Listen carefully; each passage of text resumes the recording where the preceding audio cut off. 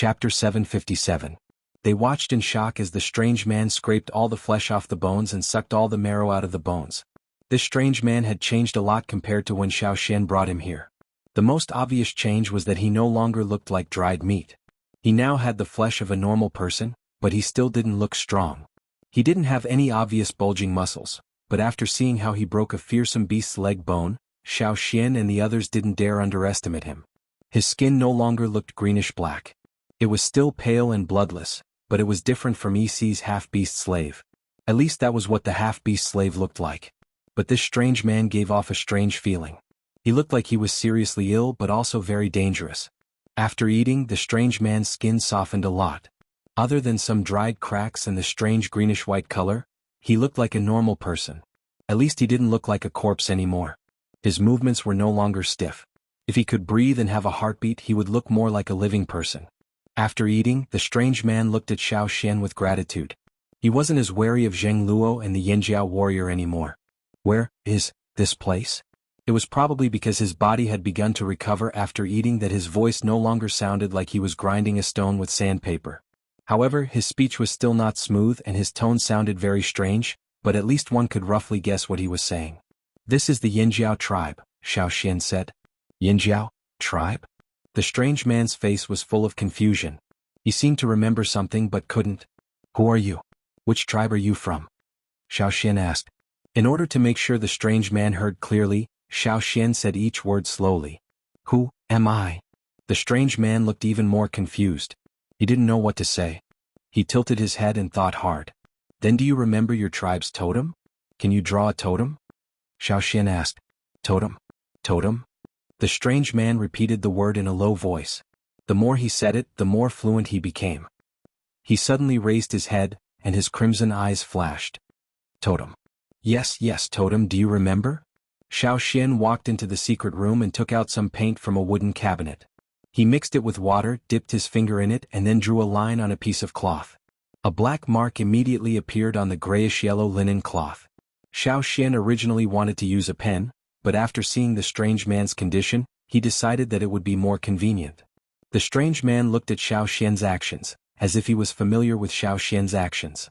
He poked the small stone box with his right thumb. Many tribesmen like to paint with their thumbs. It was an ancient habit, and the strange man was no exception. Because he didn't control his strength, he almost knocked over the small stone box. Luckily, Xiao Xian held onto it. Looking at the black lump on his finger, the strange man walked to the stone table and drew a line on the linen cloth Xiao Xian had spread out. He felt that it was too troublesome, so he pushed the linen cloth aside and drew directly on the stone table. In the beginning, he paused every time his finger moved as if he was recalling something. Towards the end, his drawing became smoother and smoother, and in the end he didn't stop at all. It wasn't a complicated picture. If it was Xiao Xian, he could finish it in 2 seconds. However, this weirdo took nearly 10 minutes. Most of his time was spent thinking, so he wasn't fast when he drew. But at least he finished it. Zheng Luo couldn't help but walk over curiously. He craned his neck to look at the stone table. He couldn't get too close as the strange man was still guarded against him. This is... Zheng Luo looked at the words on the stone table and asked. The strange man looked at Zheng Luo cautiously and made a sound. But the tone was a little strange. Xiao Xian couldn't understand what he meant. The pattern on the stone table looked like a person with his arms raised, looking up. Above the person pattern was a circle. Usually when a pattern like this appeared in a pattern, it was most likely referring to the sun. This was the strange man's tribal totem. Even if tribesmen couldn't remember their names, they wouldn't forget their tribe's totem, especially those tribes that still maintained their primitive fire seed. This strange man didn't seem to remember anything else, but he really drew this. After he finished, he stared at the totem on the stone table in a daze. Xiao Xian was sure that he had never seen a totem like this before, so he couldn't figure out who this person was. He looked at Zheng Luo behind him, who was also confused. He had never seen a totem like this before, but if it was drawn by someone who even forgot his own name but still remembered the totem, the chances of it being fake were very low. But tribes had always existed. Some tribes might have gone extinct in the past, and this strange man was one of them. Your tribe used to be in the desert? Xiao Xian asked again. Desert? The strange man was even more unfamiliar with this word. He didn't understand what Xiao Xian was talking about. Realizing this, Xiao Xian explained the desert environment, It rarely rains, there aren't many trees, and it's all yellow sand. After he understood, the strange man nodded. It's there, it's there. The strange man knew that Xiao Xian wasn't from the same tribe as him, but because Xiao Xian's aura was similar to his own, he initially thought that Xiao Xian was from the same tribe as him. After eating a beast leg, his body was recovering and his senses were much stronger. Only then did he realize that Xiao Xian was different from himself. But he still didn't guard against Xiao Xian. Even if they weren't from the same tribe, it definitely had something to do with his awakening. So the strange man asked anxiously, "My tribe, go back." Xiao Xian only understood a few of the strange man's words. "You want to go back?" The strange man nodded. "But there are no more tribes in the desert," Xiao Xian said. The strange man was stunned. He shook his head and denied, "No, impossible, impossible." But then he thought of something as if he couldn't remember clearly. His face twisted and he suddenly hugged his head and squatted down. He looked like he was in great pain. His greenish-white skin bulged like veins, and he roared like a wild beast in the forest. It sounded like a strong wind blowing into a cave and then out again. It was very strange. The stone chips and dust on the surrounding walls were shaken up, and the jar of water in the corner cracked with a bang. There wasn't much water in the jar, so it was mostly broken pieces that clanked against the wall. The sound echoed in the corridor outside. Duo Kong and the others who were blocking the staircase felt their hair stand on end. The soundproofing in the Flaming River Castle was quite good, but at this moment the sound could be heard everywhere in the castle. The people who were close to the Flaming River Castle heard the sound very muffled, but they couldn't help but shiver. It was as if a cold wind swept past their backs. Where EC was, the half-beast slave grasshopper's spine sprouted spikes. He looked nervously in the direction of the Flaming River Castle. EC also felt strange. What's going on over there? Inside the Flaming River Castle, the people who heard the sound rushed over and saw Duo Kong and his men blocking the entrance. "Boss, is this sound made by a human?" someone asked Duo Kong. "How would I know?" Duo Kong was worried. What was going on down there? This was really making him anxious. In the secret room below, seeing the strange man become agitated, Xiao Xian and Zheng Luo's hearts tightened. Their hands gripped the hilts of their swords. If this strange man suddenly went berserk, they would have no choice but to kill him here. Although he really wanted to get some information from this person, he had to prioritize the safety of his own people over everything else. However, the strange man only hugged his head and squatted on the ground. He looked like he was in great pain, and after a while, his voice gradually weakened until it stopped. Xiao Xian waited for a while, but he didn't move. "Hey, what's going on with you?" Xiao Xian asked. Without waiting for an answer, Xiao Xian asked again. Still there was no response. He could feel that this man's violent aura had calmed down. If they didn't see him squatting there, no one would think there was anyone here. After all, there was no breathing or heartbeat. Other than the obvious signs of breathing before the roar, this man didn't seem to need air at all. If they locked him up in a sealed place, he might be able to survive. Xiao Xian walked over. With one hand holding his sword, he reached out with the other and pushed the squatting man. The squatting man immediately fell backwards. When he fell, he was still squatting with his hands on his head. His hands and legs seemed to be frozen. They didn't move at all. Zheng Luo wanted to ask if this man was dead, but he remembered that this man was different from the rest. He asked, "What's wrong with him?" Xiao Xian shook his head. From the energy waves around this man and in his body, it was very similar to other people when they were asleep. "He's probably asleep?" Xiao Xian guessed. "Asleep?" Zheng Luo looked at the strange man who was squatting with his hands on his head. He looked like he wanted to curl himself into an egg. He thought to himself, "He's really different. He even sleeps like this." Xiao Xian looked at the pattern the strange man had drawn on the stone table. He gave Zheng Luo a look and the two walked out of the secret room with light steps. "He looks like a normal person when they're asleep. He probably won't wake up anytime soon. You and Duo Kong stay here. I'm going to the Rain Tribe," Xiao Xian said in a low voice. "The Rain Tribe? You want to ask about this man?" Zheng Luo knew that the Rain Tribe used to live at the edge of the desert. He understood Xiao Xian's plan now. "Yes, I want to know where this man came from. The people of Rock Hill City must have a purpose for keeping him here. This man said his tribe was in the desert. But we all know that ever since the slave masters came to the desert, there have been no more tribes in the desert. The Rain Tribe is so close to the desert and has been around for a long time. Maybe they know something that others don't." Zheng Luo nodded. "Okay, come back quickly. If this man wakes up, he won't go easy on us. If there's no other choice, we'll have to kill him." "Okay." Xiao Xian knew that this man treated him differently from the others. It was because Xiao Xian used another kind of energy to revive this man. In other words, this man wasn't really dead. He was just in a different state. It was Xiao Xian's energy that woke him up. Without saying anything else, Xiao Xian immediately left the Flaming River Castle and went to the Rain Tribe. When Xiao Xian arrived, Yang Sui was smiling as he looked at a piece of linen cloth in his hand. On it was written the plants they planted this year, their handicrafts, and the trading situation in the Flaming River Castle. Now that they had a firm foothold here, they didn't need to worry about starvation anymore. The Flaming River trading point gave them more options for survival. Textiles, pottery, knitted goods, and so on could be traded. Even if the harvest wasn't good, they wouldn't starve.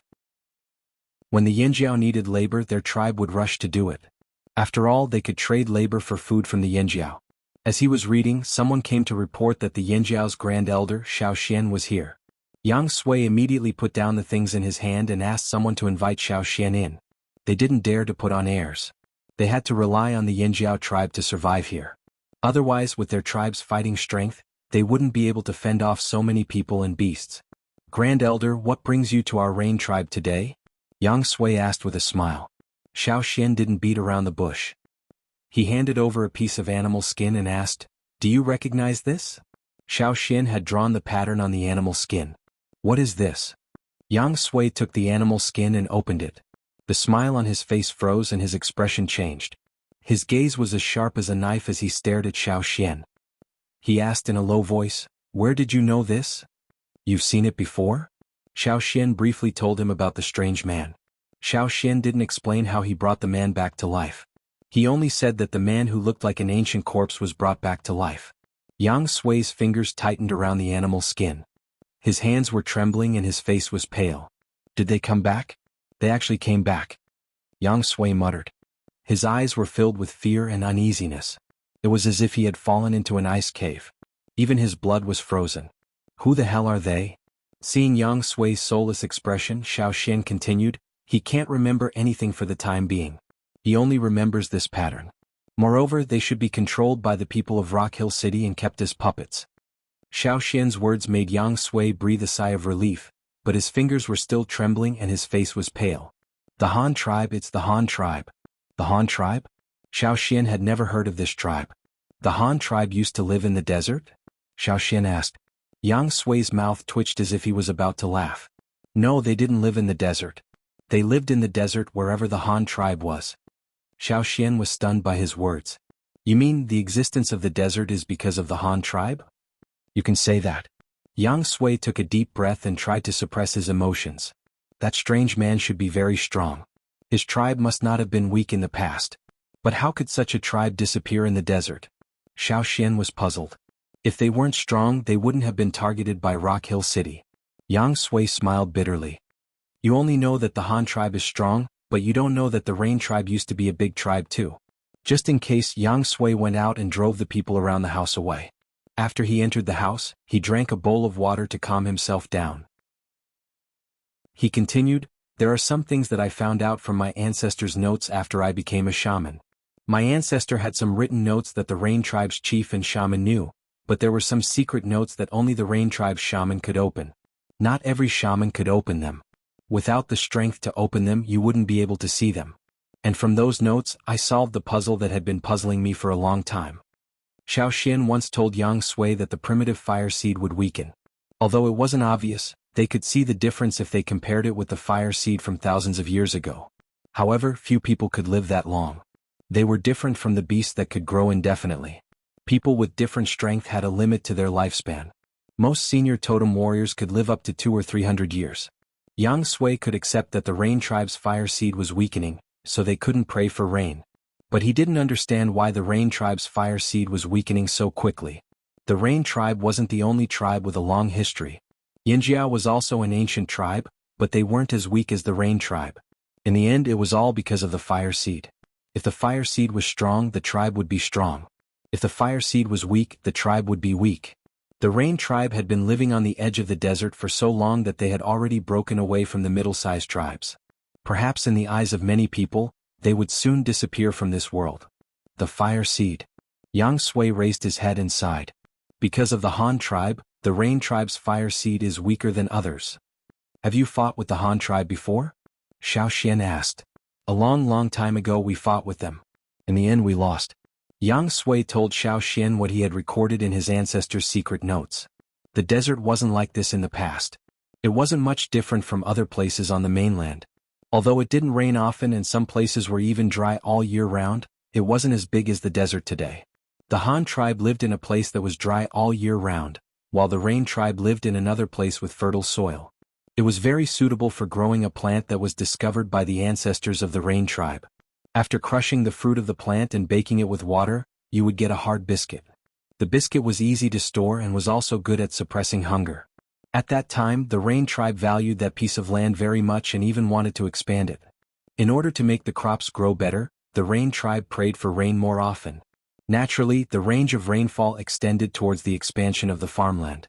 However, the Han tribesmen didn't like rain. They didn't even like water. They could survive in dry environments for a long time because they liked drought. Just like the cacti in the desert, they themselves were reservoirs. As long as their reservoirs were filled with water, they could live well even if they didn't drink a single drop of water for 100 days. The Han tribe also wanted to expand their territory and have more dry land. As a result, even if the two tribes didn't live close to each other, they still had conflicts because of the expansion of their territories. Later on, the conflict intensified and the two tribes went to war. Tribesmen could fight to the death for territory, so the two tribes had completely different preferences and wanted to drive each other away or destroy each other directly. The conflict lasted for a long time. Yang Sui didn't know how long it lasted. There was no record of this in his ancestors' notes. It only mentioned that in the end, the shamans of the two tribes fought each other and both used the power of their fire seed. According to the ancient records left by the Rain tribe's ancestors, during the war between the two shamans, the wind and rain changed with just a wave of their hands. In the end, the Rain tribe was defeated.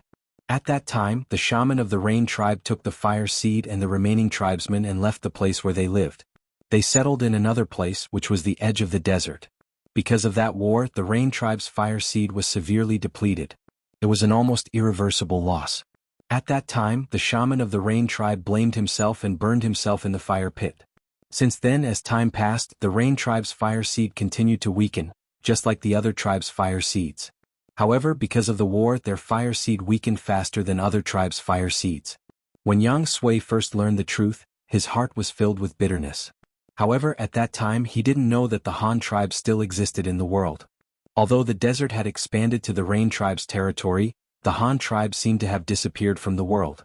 Perhaps because of some natural disasters or other reasons, the Han tribe no longer appeared. When the slave masters from the other side of the sea occupied the desert, the Han tribe became completely unknown. Yang Sui's people felt that in the end the Rain tribe survived. It was a victory for them to be alive. As for the cruel history and defeat of the Rain tribe, the ancestors of the Rain tribe didn't want anyone to know about it. Yang Sui also kept it a secret. In the entire Rain tribe except for him, no one else knew about this history. Listening to Yang Sui's story, Xiao Xian felt that it was unbelievable. So the desert was created by the war between these two tribes. Out of the two veteran powerhouses with a long history, one was defeated and had to retreat to a faraway place. The fire company had lost too much of its resources in that war, so much so that it was much weaker than the other tribes of the same period. They couldn't even pray for rain. The other one disappeared for unknown reasons. Xiao Xian remembered that the strange man looked like an ancient corpse. He should have been in that state for a long time, but he didn't know if their disappearance had anything to do with the slave masters. However, Yang Sui didn't know. If Xiao Xian wanted to know the reason, he could only ask the strange man. Of course, the strange man had to remember. Chapter 758. When Xiao Xian returned to Yanjiao, he relayed the information he got from Yang Sui to the leaders of the tribe. Yang Sui's request was not to air their dirty linen in public. Even the Rain ancestors did not plan to let the Rain tribesmen know. Xiao Xian could not let too many Yanjiao know either. That was why he only told the leaders. Regarding the monster, everyone agreed to wait and see if they should kill him. They wanted to learn more about the unknown from him, especially the two retired shamans. When the pterosaur was resurrected, they wanted to use this strange bird-like creature to deduce what happened to the fire seed a long time ago. Unfortunately, the pterosaur could not speak. Even if it was smarter than some beasts, it could not compare to humans. It could not compare to Caesar and Cha-Cha who grew up in human tribes.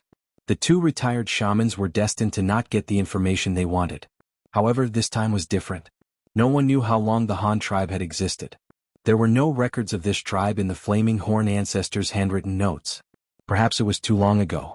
Even if there were records of this tribe, they would have been lost over time. For example, during the cataclysm 1,000 years ago, although some history was recovered, it wasn't absolutely complete. It would be great if he could learn more about that era from that monster. After all, memories could be recovered and humans could speak. This was different from the pterosaur. Of course, this was all based on the assumption that the monster was no threat to Yanjiao. Otherwise, they would have to kill him. The monster fell asleep in a squatting position with his hands on his head. He did not wake up. Xiao Xian could not stay here forever. The 6 Gongjiao family members were still waiting for him. Zheng Luo did not want to delay his metal work either. Duo Kong had led a hunting team not long ago, so they did not need to go out for a while. Hence, Zheng Luo and Duo Kong took turns to guard the secret room. They had to guard it personally. They would not be at ease if it were anyone else. After 5 days, the strange man in the secret chamber finally opened his eyes. Zheng Luo felt strange watching over such a silent person. This was the first time he knew such a person existed. When Zheng Luo heard the commotion, he stood at the entrance of the secret chamber and peeked in carefully. There was a long wooden box on the floor. It was newly made. Next to it was the coffin-like wooden box used to store the monster in the desert. Because it was damaged, Xiao Xian made a new one and placed the sleeping monster in it.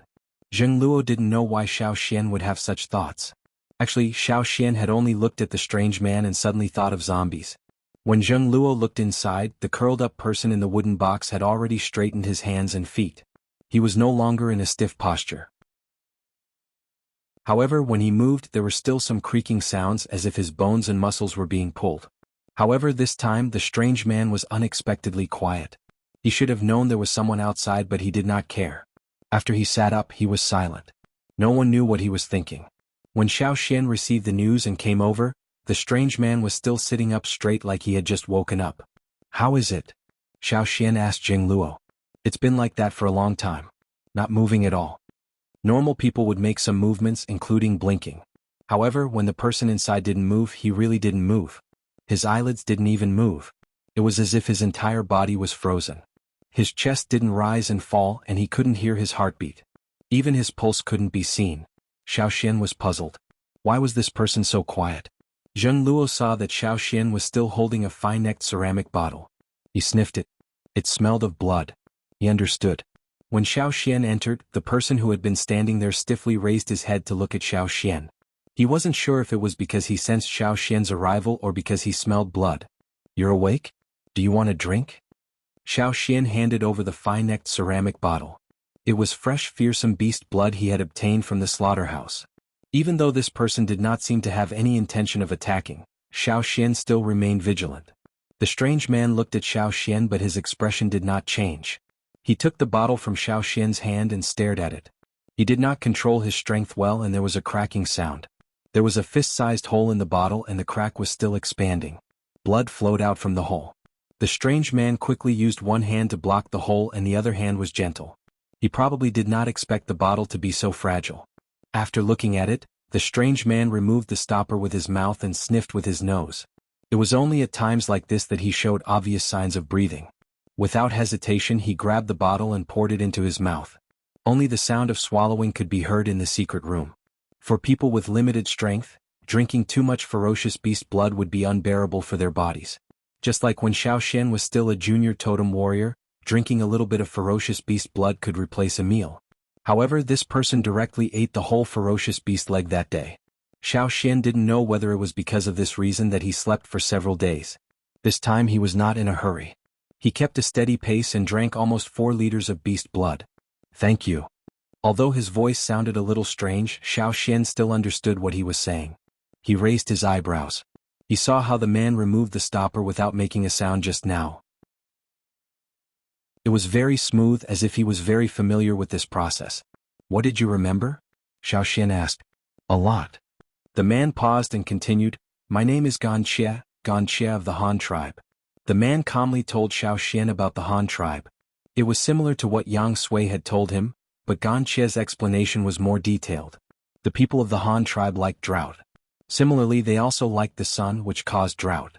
That was why there was a circle in their totem. They could survive in a dry environment. On the contrary, they would not be able to adapt to places with plenty of rain. They would even fall sick. It sounded ridiculous that people with such strong physiques would fall sick in a wet environment, but it was true. The drought in the central area of the Han tribe was the most serious. The soil was desertified, especially near the fire pit. It could be said that the fire pit of the Han tribe was built on yellow sand. It was similar to the sand in the desert today. Because the trees were sparse in dry areas, even if the people of the Han tribe mastered the method of drilling wood to start a fire, they did not light it often. This made them develop the habit of eating raw meat, just like how Xiao Xian saw this man eating a beast leg. Gan Xie only showed obvious emotional fluctuations when he talked about the war between the Rain tribe and the Han tribe. His red eyes seemed to be flowing with blood. At that time, there were not many people from the Han tribe and the Rain tribe, only about 700 to 800 people. However, the people of the Han tribe were much stronger. They were also junior totemic warriors, but one of them could fight against 2 or more of the people of the Han tribe now. The key to a tribe's strength was not its population, but its overall strength. Of course, generally speaking, the stronger tribes had more people. However, at that time, 700 to 800 people was already considered a big tribe. Their population could not be compared to now. During the war, the Han tribe did seem to have the upper hand. The area of desertification expanded, and the Rain tribe left in the end.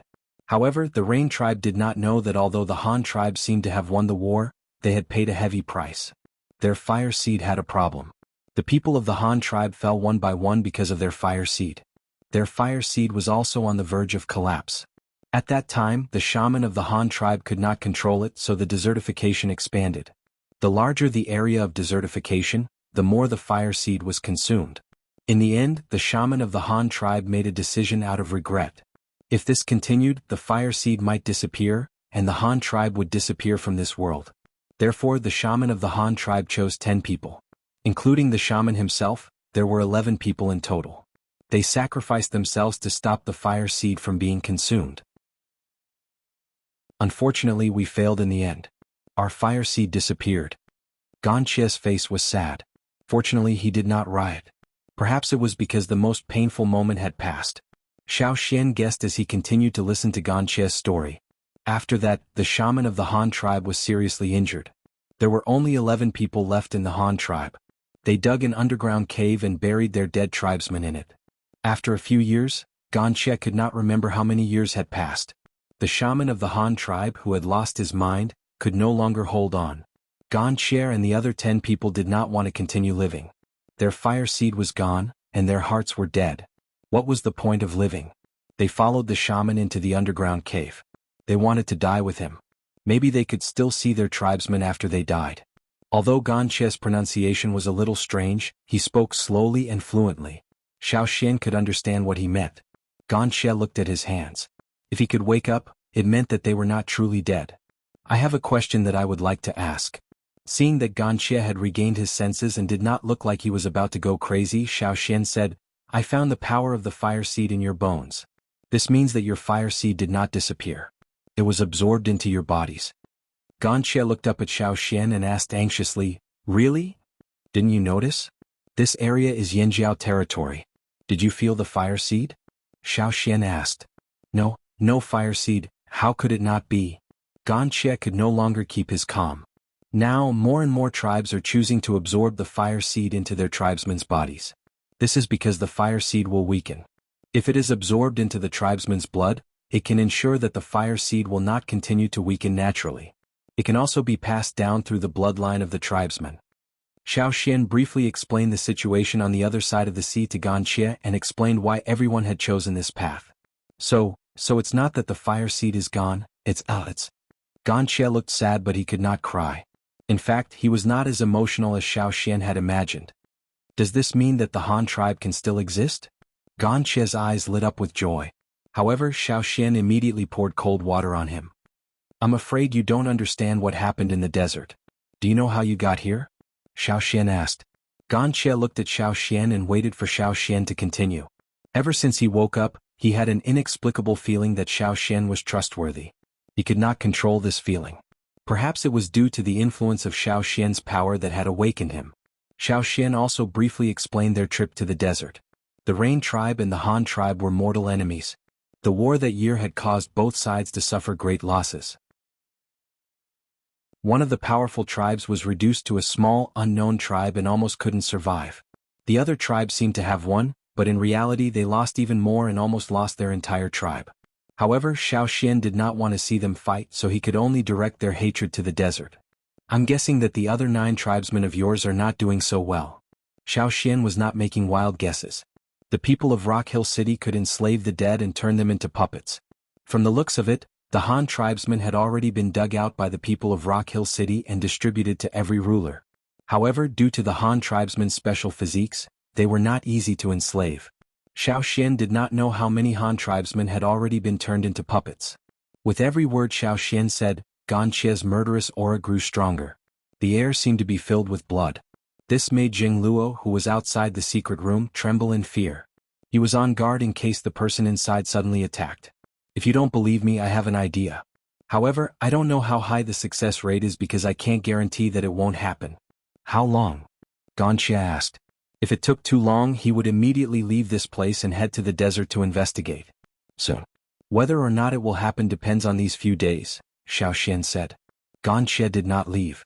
He stayed in the secret room. He would do as Xiao Xian said and continue to wait here until the thing Xiao Xian said happened. Seeing Xiao Xian come out of the secret room, Jing Luo hurried forward and asked, "Did he really remember?" "Looks like it. Could it be that his head was not normal when he first woke up? Now that he's sleeping, it's back to normal?" Jing Luo guessed. Then he thought of what Xiao Xian said might happen. "How should we arrange it? Send more people?" "No need. Just do what we usually do. It's not good to be too deliberate." "That's true. Then what does he eat?" Jing Luo thought. "Send someone to bring him a bottle of blood. He'll regain his senses. Also, he won't attack us before he knows what's going on. But just in case, let's be careful. If I'm free, I'll do it. Don't worry, just take care of that side." Zheng Luo pointed in the direction of Yanjiao's headquarters. He still wanted to get his hands on a crystal weapon. "I'll stay here. If the situation changes, I'll look for you." Xiao Xian talked to Zheng Luo and Duo Kang again. After making some arrangements, he left the trading point and went to the headquarters. They had already begun to forge the crystal weapons. Gongjia Ren and the others were not used to it yet, so Xiao Xian had to go over and keep an eye on them. 2 days later. At night, a black shadow ran along the empty trading point like a ghost in the night. He hid his aura very well. When he ran, he blended in with the sound of the wind. It was hard to detect him, at least not in the houses he passed. The black shadow approached the flaming river castle. Then he found a gap where the guards left and climbed up the stone wall like a gecko. "Hey, what are you doing there?" A few Yanjiao soldiers held water moonstones and asked the person squatting on the ground not far away. "My stomach hurts, so I didn't go with them to patrol."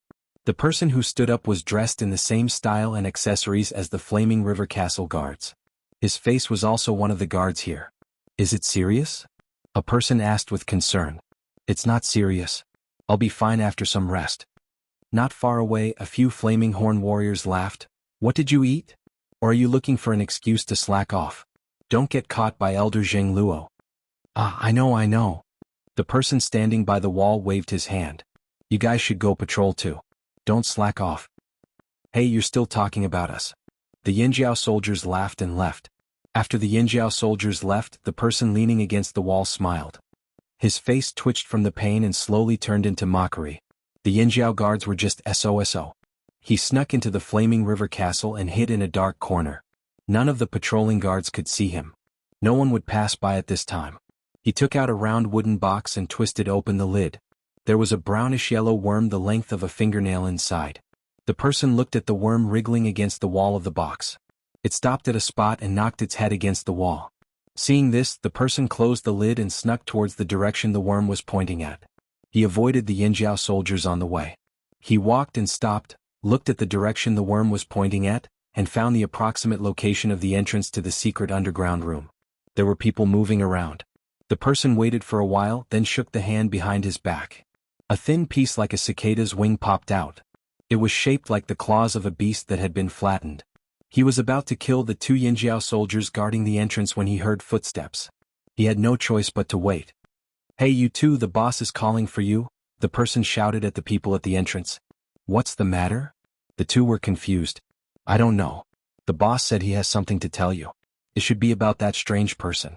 Go and come back quickly. The three of them left as they spoke. The person hiding in the dark waited for the footsteps to fade away before coming out. With his rich experience, he could easily find the exact location of the entrance. He carefully pulled open the stone slab at the entrance. He was still cursing the Yinjiao soldiers for putting such a heavy slab here. After entering the secret underground room, there were no water moonstones around. There was no light, but there was no one around either. He didn't take out any light crystals and walked forward. He checked and confirmed that there was no one around. There wasn't even any breathing or heartbeat. He took out a small bead in the round box with the worm. He wanted to see which secret room it was. He walked to one of the stone doors and used some strength to pull it open. He cursed the Yinjiao soldiers again for using such heavy stone doors. Finally, he pulled open an opening. He cautiously sensed around. There was no one, no breathing, no heartbeat, and not even a pulse. But the target was here. Looking inside, it found a long wooden box on the ground. The lid of the wooden box was closed. Looking at the appearance of the wooden box, it was exactly as described by its employer. This was it. Chapter 759. Although his night vision wasn't the best in the organization, it wasn't bad either. After all, he could see more clearly when there was light. Since there was no one here, he didn't intend to let himself suffer. Moreover, for the sake of caution, he still needed to take a good look at the big wooden box to see if it was the one his employer had mentioned. He didn't want to make a mistake on this trip. The small round bead didn't shine as brightly as the water moon stone. It seemed to be covered by a light shield, making it more hidden. The light was different from different angles. At this time, most of the light was shining on the wooden box. He opened the lid of the wooden box and looked inside. He frowned. This was different from what his employer said. His employer said that Yinjiao had stolen a monster like the puppets in the desert. He had seen those puppets before, so he knew what his employer was talking about. But the one in front of him, although it looked a little strange compared to a normal person, it wasn't too different. Anyway, it didn't look like the puppets in the desert.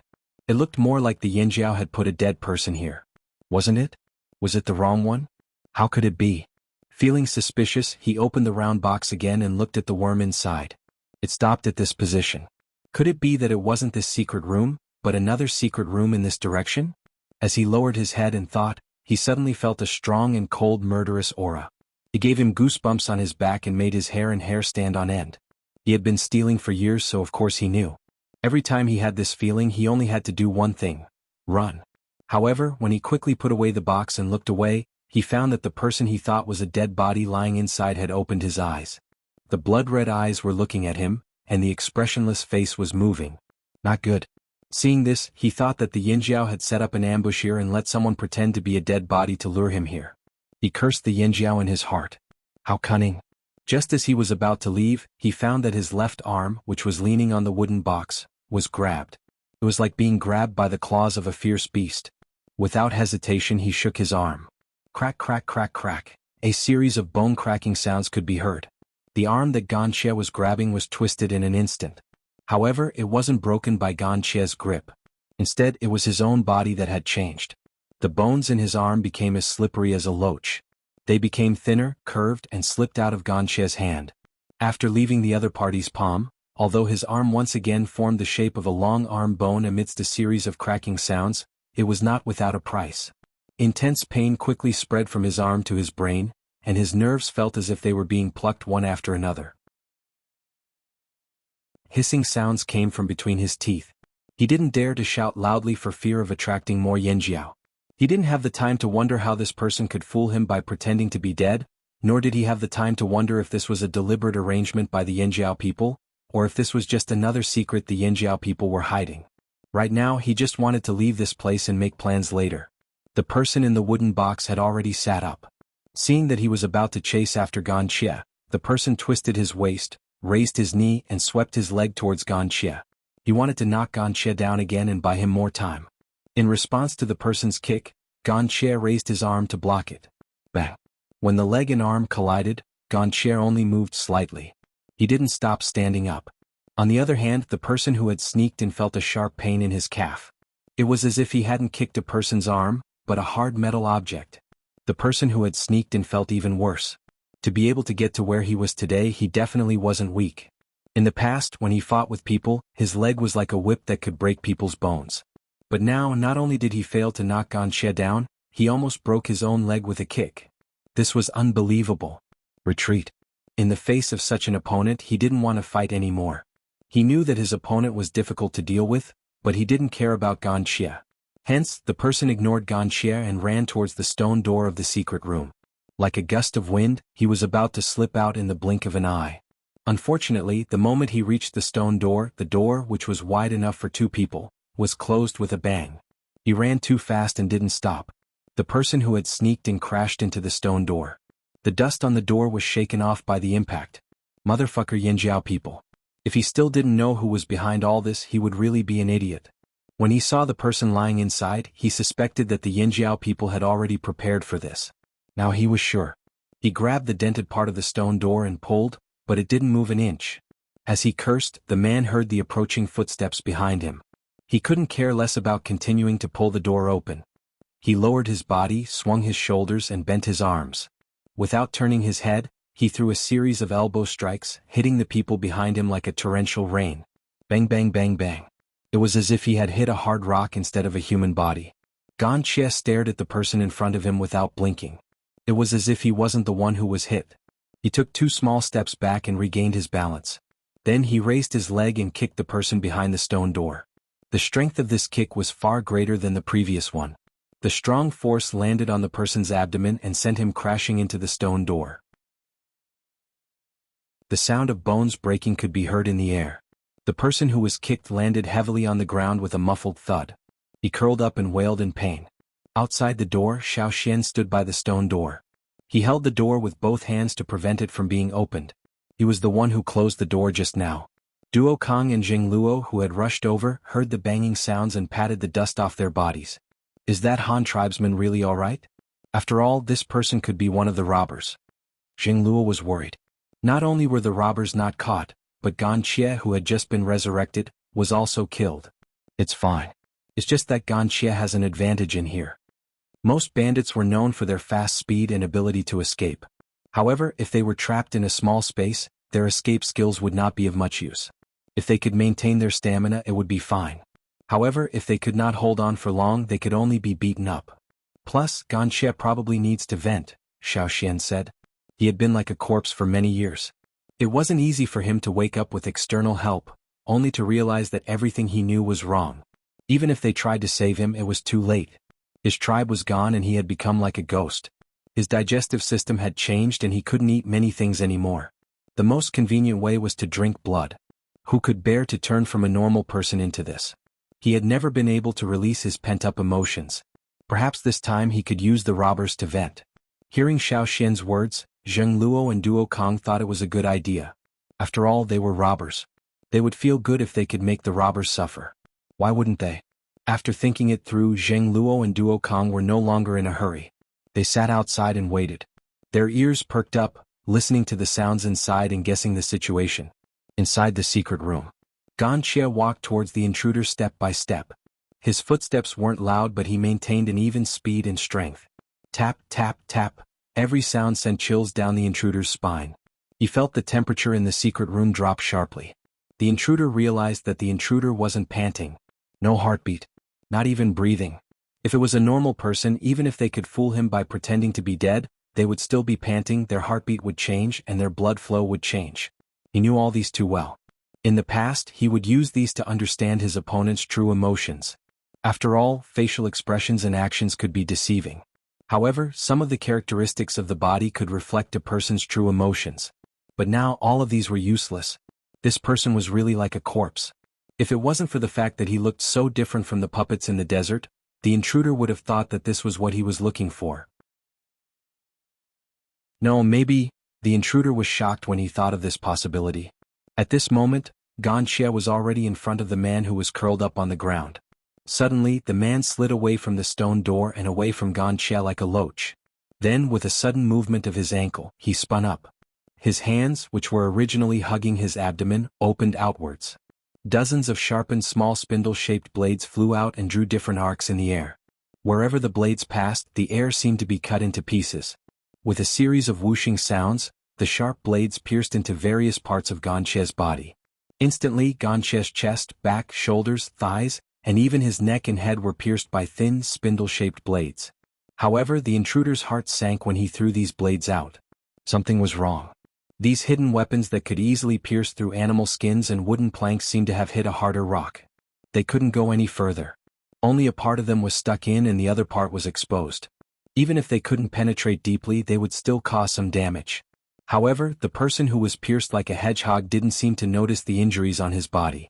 He didn't even make a sound and maintained his original appearance. He didn't even blink. Also, blood would flow out if he was pierced. However, he didn't smell any blood. It was as if this person didn't have any blood. How was this possible? While the intruder was still in shock, Ganche was like an agile monkey in the forest.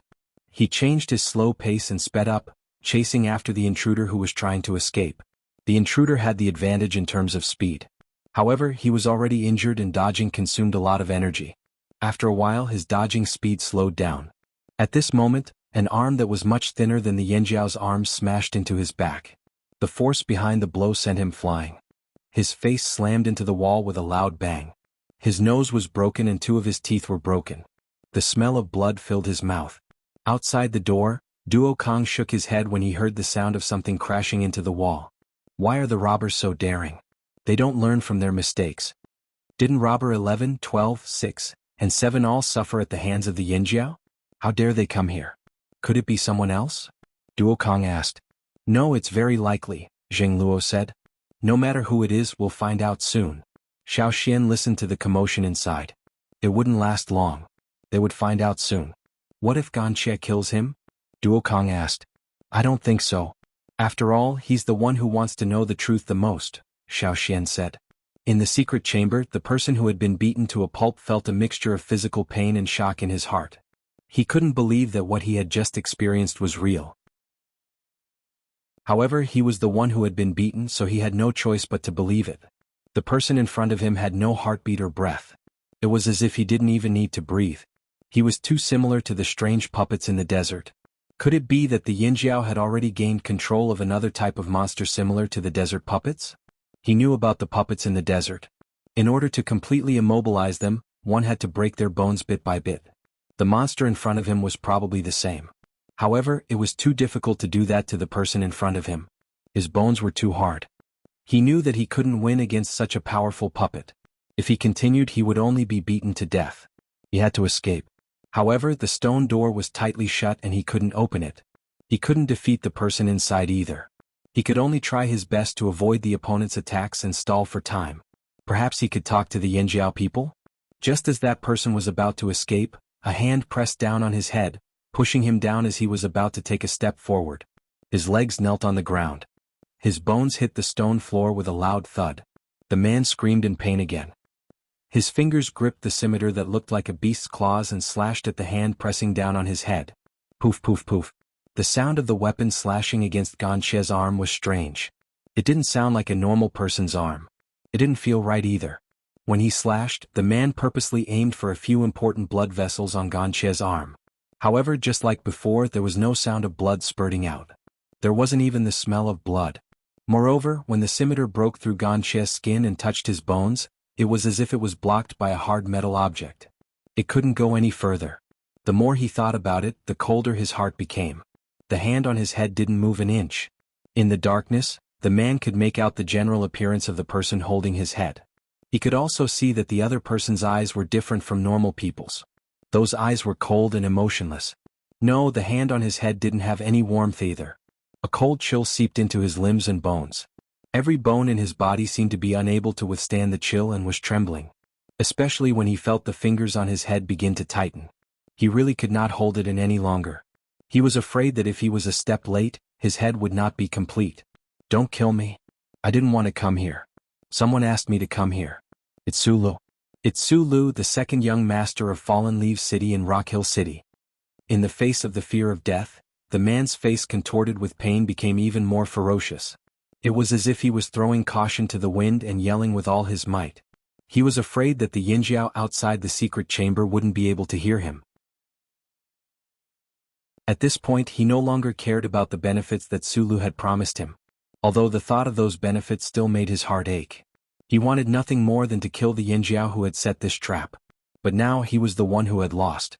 He could only admit defeat.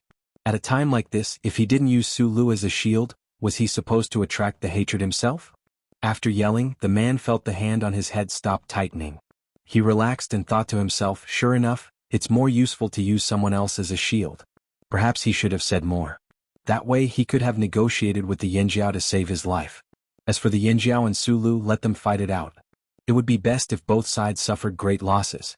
The man lowered his head slightly and panted heavily. Every time he breathed, he felt immense pain in his body. His eyes flashed with ruthlessness as he looked at the stone door from the corner of his eyes.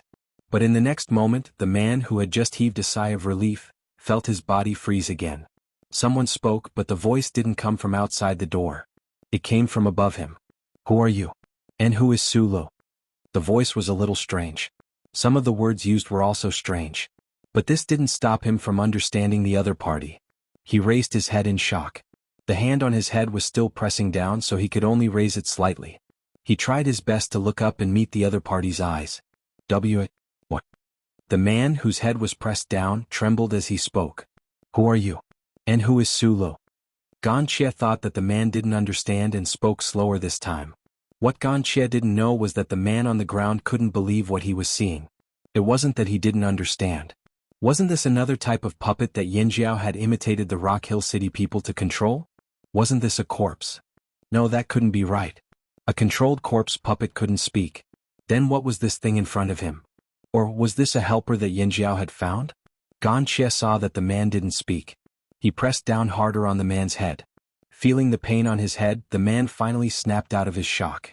Now wasn't the time to dwell on these questions. I'll talk. Don't hit me. I'll tell you everything. Feeling the fingers on his head stop, the man's Adam's apple bobbed. He swallowed a mouthful of blood and tried his best to calm down so that he could analyze the situation and find a scapegoat. It was Su Lu who found me. He said that he lost something important and that Yinjiao stole it. He asked me to help him find it. It's true. He even gave me a bug box to look for it. As he spoke, the man took out the bug box. Although the bug box was made of wood, it was very resilient. When the man was beaten up, the bug box was also affected. However, there were only some dents on the bug box. The inside of the box didn't change much. Ganxie looked inside the open bug box. The wriggling worm was wriggling in his direction. It was using its head to knock against the wall of the box. The man obviously noticed it as well. His expression changed as he turned the wooden box in his hand, turning the worm against the wall of the box to face him. However, when he stopped, the worm started moving again. It crawled along the wooden box and the wall of the box. Then it stopped in front of Ganxie and used its head to knock against the wall of the box. The man's hand that was holding the wooden box began to tremble. The worm's reaction was enough to prove the identity of the man in front of him. This was the lost thing that Su Lu had mentioned. This was the goal of his trip. After realizing this, the man's heart was filled with regret. Su Lu, you fucking lied to me. Didn't you say that the Yinjiao stole something similar to those puppets in the desert? Didn't you say that the lost thing was an ancient corpse that couldn't be more dead? Then, who was the person who had beaten him half to death and almost crushed his head into pieces? How was this person similar to those puppets in the desert that resembled dried corpses? Oh, this weirdo could still talk. Other than the fact that he didn't have a heartbeat, didn't bleed, and didn't pant, which part of him resembled an ancient corpse that had been dead for a long time? Or did he come to life? I don't fucking believe it. Chapter 760. I've been tricked. That was what the intruder was thinking. He hated Su Lu for it. If Su Lu had told him the truth, he definitely wouldn't have accepted this mission. Although he desperately needed merits to raise his ranking, he wouldn't risk his life. As for Ganxie, when the intruder mentioned Su Li's name, his murderous aura intensified. Before this, Xiaoxian had told him that if he wanted to know if Rock Hill City really existed in the desert and if they really used the Han tribesmen as puppets, all he had to do was wait a few days. Xiaoxian knew that Su Lu wouldn't give up so easily. If they really valued the Han tribesmen like Ganxie, they would definitely think of a way to snatch him back. Xiaoxian didn't know if the Han tribesmen had the same physique as Ganxie, but with Ganxie's physique, if he was turned into a puppet, he would definitely be a powerful force. Su Lu would definitely think of a way to get someone to steal something so important back. If no one came after a few days, it would mean that Su Lu didn't value Ganxie that much. Xiaoxian would also let Ganxie go to the desert. However, reality proved that Sulu did value Ganxia a lot. Why did Sulu send you here? Ganxia asked again. He wanted to know why Sulu valued him so much. For the sake of survival, the intruder didn't want to waste too much time talking. He directly told them everything he knew about Sulu to attract their hatred.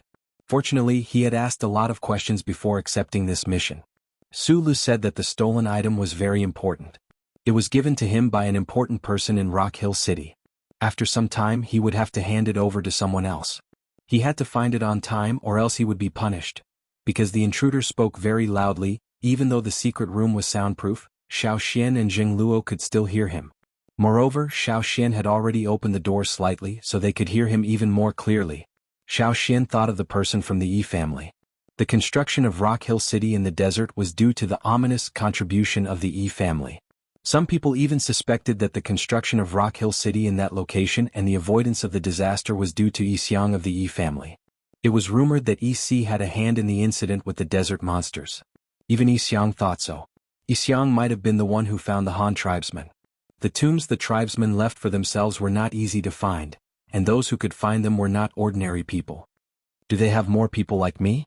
Ganxia asked. This was what he wanted to know the most. Yes, there is. The eyes of the person whose head was pressed to the ground moved. He felt that he was so smart to be able to hear the urgency in this strange person's words. Immediately he thought quickly and made a decision. He continued, There is, but I heard from them that other than you, the others have already been made into puppets. Ouch, ouch, ouch. Don't kill me, I still have a lot to say. When he heard the first sentence, Ganxia was happy. However, when he heard the second sentence he was furious. He almost lost control of his strength. Are you telling the truth? Ganxia asked. The intruder vaguely understood the key words and quickly nodded. Yes, I'm telling the truth. I swear. It's because everyone else has been made into puppets and you're the only one left. This is a hurdle for the others. As you all know, there's more than one person in Rock Hill City who can control puppets. If any of them can turn you into a puppet and cross that hurdle, they'll be promoted. As for the person beside Sulu, if he can't turn you into a puppet within the stipulated time, he'll have to give you to the next person. In other words, other than Ganxia, everyone else in the Han tribe had been turned into puppets. The reason they kept Ganxia alive was to give the other controllers a test. Whoever could solve this question would be promoted. Ganxia was just a test subject. Everyone who took the test had a limited amount of time to solve the question. If they couldn't solve the question within the time limit, they'd have to give it to the next candidate. No wonder Sulu and the person beside him were so anxious. Not only did they fail to solve the question, they even lost it. If others knew about this, especially the higher-ups, how could they survive in the desert? How could Sulu, who had always been ambitious to become the next lord of Luoya City, compete with the third young master, Sugu? Xiao Xian sensed that Ganxia's aura was unstable. He vaguely looked like he was when he was agitated. He was worried that Ganxia would crush the intruder to death. He knocked on the stone door and opened it wider. Ganxia and the intruder looked at the stone door. Xiao Xian looked at the person who was caught and asked, Is this your robber account? Stolen numbers were the numbers within the word, thief. This was what Xiao Xian learned from the people who used to be thieves. Robber 11. The intruder saw that the Yinjiao had finally revealed himself. Xiao Xian shook his head. You're not. I've seen Robber 11 before. The one you saw was the previous Robber 11. I'm the current Robber 11. The intruder quickly said. Your ranking changed again? Xiao Xian asked, Is the previous Robber 7 dead? The current Robber 11 was shocked. The Yinjiao had an old grudge against the robbers. He had already cursed Robber 7 countless times in his mind. No. If you're talking about the Robber 7 from a few years ago, he's still Robber 7 now. It said that one time when he failed a mission, Robber 6, who was with him, blew the whistle and was rescued by others. Robber 6 and Robber 7 were useless. You might not know this, but we have a rule, especially the top 10. If they failed a mission and blew the whistle for help, their ranking will drop by 1 place. Robber 6 and Robber 7 were demoted because of that failure. However, because someone before them died, their overall ranking rose by 1 place. They're really lucky. Robber 11 didn't finish his sentence. Other than Robber 2, who was in front of Robber 6, Robber 9 was also killed on the other side of the sea. With 2 deaths, those who were once in the 11th and 12th place were now in the top 10. As for Robber 11, he was once in the 13th place and was now Robber 11. He was only 1 step away from the top 10. He didn't dare to cross the sea to the other side of the continent. He didn't want to be killed like Robber 9. Therefore he was waiting for someone to die before him. He just needed to maintain his achievements. Now that Sulu came looking for him, Robber 11 was tempted. It wasn't just because of the benefits Sulu promised. The Yinjiao tribe was in the limelight. If he could steal something from the Yinjiao tribe, his achievements would be even greater. He might even be able to squeeze the people in front of him down the list. The Yinjiao tribe was strong, but there were only so many of them. After he found out the location of his target with the help of the worm, he observed the surroundings of the Flaming River Castle for a few days. There weren't many guards inside, and there were also many people from other tribes. He liked places where people were mixed because it was convenient for him to hide. However, Robber 11 didn't expect the Yinjiao to set up a trap for him. Robber 6 and Robber 7? Blow the whistle? Xiao Xian recalled the situation in the forest when they were looking for the green-faced fanged beast. Robber 6 was the one helping Robber 7. They blew the whistle and were rescued. Robber 11 was still talking, obviously insulting Robber 6 and 7 and cursing Sulu. Xiao Xian suddenly asked, "Do you know why Robber 6 and 7 were demoted?" Robber 11, who was in the midst of mocking Xiao Xian, was stunned. He looked at Xiao Xian in confusion. At the same time he had a bad feeling. Back then, Robber 6 and 7 wanted to steal something from Yinjiao. They were chased by me, so they had no choice but to blow the whistle. Otherwise they would have been smashed to death. Xiao Xian closed the stone door again. Robbers were more hated than Changles. Not only did they take pride in stealing, they would do anything to get it. Back then, some of the people from other tribes who entered the forest with Xiao Xian were killed by robbers. Tonight, if it weren't for Xiao Xian's arrangements, some Yinjiao people would have been killed as well. For example, the 2 Yinjiao people who were guarding the entrance of the secret passage. Robber 11, who was locked inside, was stunned by Xiao Xian's words. He wasn't one of the top 10 robbers. He didn't have many resources and he wasn't well informed. It wasn't easy for him to find out the movements of the top 10 robbers. Of course, he didn't know why Robber 6 and 7 were demoted. If he knew that Robber 6 and 7 were killed by Yinjiao people, he wouldn't have come here even if he was beaten to death. Sulu, you fucking set me up. Robber 11 thought. If he could get out of here alive, he would definitely kill Sulu and everyone around him. Unfortunately, Ganxie didn't plan on letting him go. Ganxie already knew from Xiao Xian that the puppets in the desert were lifeless creatures with no self-consciousness. The remaining people in his tribe were all turned into puppets. In other words, he was the only one who was truly alive. But in reality, Ganxie himself couldn't continue the Han tribe. He couldn't be considered a normal person anymore. If Xiao Xian didn't bring him here, he could imagine what would have happened to him. No matter what Xiao Xian's original intentions were, Xiao Xian did bring him back to life. He hated the Rain tribe, but in comparison he hated the people in Rock Hill City who turned his people into puppets. They were his enemies. In his grief and anger, this Robber 11 who wanted to bring him back to Rock Hill City and hand him over to his enemies became even more despicable. This time Xiao Xian didn't come in to interrupt. Ganxie's rising anger made the energy in his body restless. His red eyes glowed fiercely as if his blood was boiling. It was as if he was about to break through the barrier in front of him. An aura of grief and indignation seeped out of his body and surged forward. A long howl suddenly sounded. The air in the secret room churned as if a hurricane had been set off. Robber 11, who was pressed in front of Ganxie, felt it the most intensely. His entire body trembled from the wind and he was shocked. This wasn't a sound that could be made by a normal person's throat and lungs. The sound was formed by the airflow coming out of his nostrils and the roar coming from his mouth. It was like the roar of a nocturnal beast in the forest. The entire secret room was shaking. Not just the secret room, but the entire Flaming River Castle was shaking. After a pause, a second long howl followed. An even fiercer aura erupted from Ganxie's body. With Ganxie as the epicenter, it surged outwards. The second howl was louder than the first. The rising energy turned into a roar. The dust on the floor, ceiling, and everywhere else was pulled out by this howl. It flew up and down along with the turbulent airflow. The howl came from the Flaming River Castle. However, because of some narrow vents and the echoes within the castle, the howl had an inexplicable sense of strangeness. It sent chills down the spines of those who heard it in the night. Many people woke up from their dreams. Many travelers were already on high alert. The sound made them sit up straight from their animal hide cushions. They took out their weapons and looked outside. There was nothing outside except for those who were frightened and went out to see what was going on.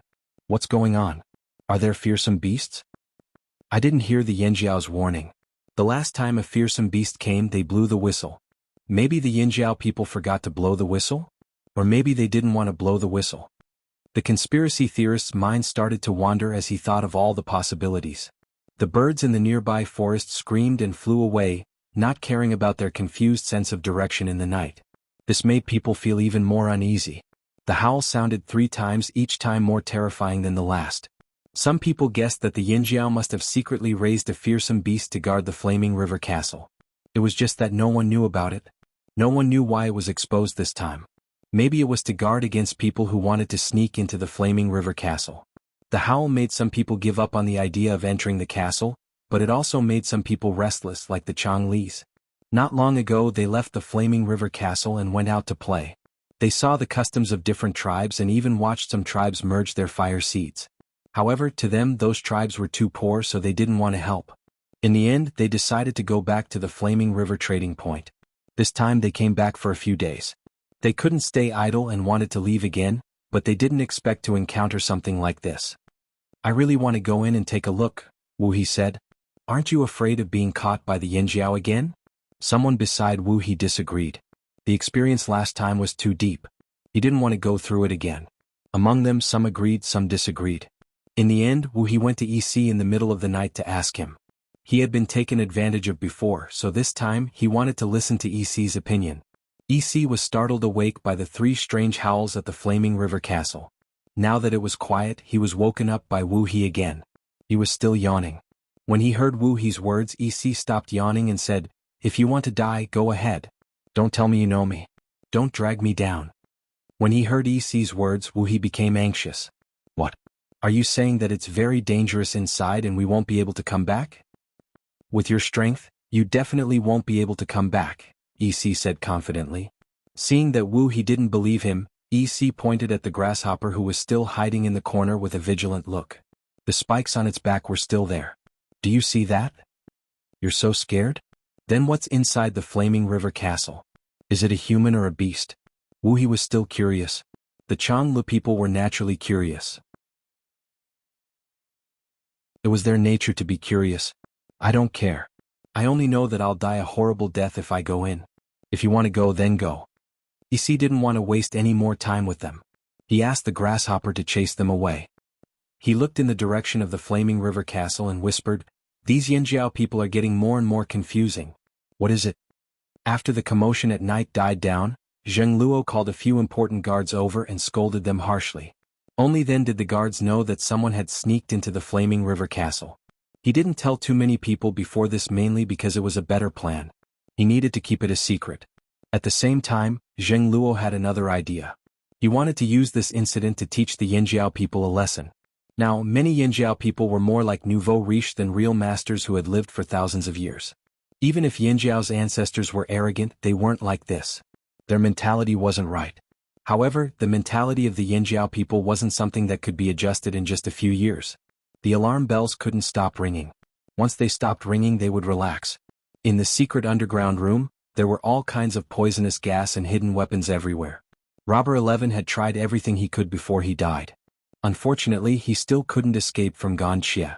The next day when Xiao Xian went in, Ganxie was standing there in a daze. There was blood on his hands and his eyes were unfocused. He looked like he was frozen. Xiao Xian wasn't surprised. It wasn't the first time he was like this. He looked at Robber 11's body on the ground. It was still intact. Last night, Ganxie's emotions were turbulent. However, it wasn't as intense as Xiao Xian expected. It was strange. If someone knew what Xiao Xian was thinking, they would definitely refute him. Last night, this person was roaring like a wild beast. The entire Flaming River Castle shook. His roar could be heard outside the castle. Everyone in the trading point was shocked awake. How was that not intense? However, when you thought about what happened to Ganxie, it wasn't intense. This was why Xiao Xian didn't stop him last night. Ganxie's emotions were a little strange. In the secret room, the person standing there quietly looked very calm. It was as if the person who roared last night wasn't him. He was frighteningly calm. "It's strange," Ganxie said. "What's strange?" Xiao Xian asked. "I don't feel too sad or angry." Ganxie's words weren't very clear. Luckily, he said the important words clearly. Xiao Xian also understood. Ganxie realized that his emotions weren't that intense. There were emotions of sadness and hatred, but they weren't that intense. This wasn't normal. His roar was very fierce, but it was different from the hysteria caused by intense emotions. Moreover, he calmed down too quickly. Xiao Xian thought that Gan Xie was cold-hearted, but he didn't expect that to be the case. Xiao Xian didn't answer him. He knew that Gan Xie wasn't stupid. After he woke up, Gan Xie's thinking had gradually returned to normal. Back then, the shaman of the Han tribe had chosen someone in a desperate situation, so he probably wasn't stupid either. Other than strength, intelligence was also part of the shaman's consideration. Most shamans had the same mentality. They only chose the right and most suitable person. As for Gan Xie's current situation, he probably already knew the answer. Xiao Xian didn't need to say more. "You didn't sleep last night?" Xiao Xian asked. This person stood with his eyes open the whole night. Shouldn't he sleep standing up? Was he really a zombie? Sleep? "No, I don't need to sleep anymore," Gan Xie said slowly. After a pause he said, "I've slept enough." Actually, it wasn't that he had slept enough. Gan Xie really didn't need to sleep like a normal person. Sleep was a periodic adjustment of the body, but Gan Xie didn't need it. His body was no longer a normal body. He didn't need this kind of adjustment. For example, when he forced Robber 11 to slow down, he didn't feel tired. He didn't feel tired because he wasn't exhausted. "What do you plan to do now? Go to the desert?" Xiao Xian asked. "No," Gan Xie said, "now is not the time." From Robber 11's words yesterday, Gan Xie knew that he couldn't fight against Rock Hill City on his own. The fact that they could turn his tribesmen into puppets showed that they were very powerful. If it was a normal Han tribesman, he might have rushed to the desert on impulse. However, Gan Xie calmly analyzed the pros and cons and made the most suitable choice for himself. There was another reason. He didn't understand the current world. After so many years, everything seemed to have changed. He needed time to get used to it. No one remembered that there was a tribe called Han. If he didn't wake up, even his totem would have disappeared. "I want to stay here," Gan Xie said. "Okay." Xiao Xian didn't mention too many conditions. With Gan Xie's intelligence, he should know what to do if he wanted to stay here. "Where do you want to stay?" Xiao Xian asked. "Here." Gan Xie looked around the secret room. His gaze stopped at the broken wooden box. He pointed at it and asked Xiao Xian, "Do you still have that?" "Sure, I'll get someone to make another one." "Dry wood? Using sun-dried wood?" "Sure, we have dry wood for our ships. It's sturdy enough. I want to take a look outside." Gan Xie tried his best to express his thoughts with the few words he had. Xiao Xian looked at the hidden weapons on Gan Xie's body. "Don't you need to remove them first?" "No." He just wanted to look outside. "Okay, I'll bring you out." Xiao Xian led Gan Xie out of the secret room and up the underground passage. Although the people in the Flaming River Castle had already been informed of the existence of this strange person, they were still shocked when they first saw him. Putting aside the fact that he had green skin, there were sharp blades all over his body, and some parts of his skin were flipped open. There were also obvious cuts so deep that the bones could be seen. If he was an ordinary person, he would have died long ago. However, this person didn't even bleed. It was as if all the wounds and sharp weapons on his body didn't exist. He followed Xiao Xian with a stiff face. Xiao Xian didn't bring him out. Instead, he brought him to the Flaming River Tower. "If we go up, we'll reach the top of the Flaming River Tower. However, I think it's fine here," Xiao Xian said. Gan Xie stood here and could see the entire trading point. He could also see the mountains and forests in the distance. Everything had changed. The houses, the people's clothes, everything was different from what he had seen in the depths of his memory. It was like a new world. Time seemed to have passed for a long time. The sun was high in the sky, shining through the window. Gan Xie reached out his hand and touched the place where Yangguang's light shone. After a while, he retracted his hand. It was a little hot, much hotter than his body temperature. It felt like he was being burned. "As expected, he doesn't like it," Gan Xie muttered. How could a tribe with a sun in their totem not like the sun? It was just that everything had changed.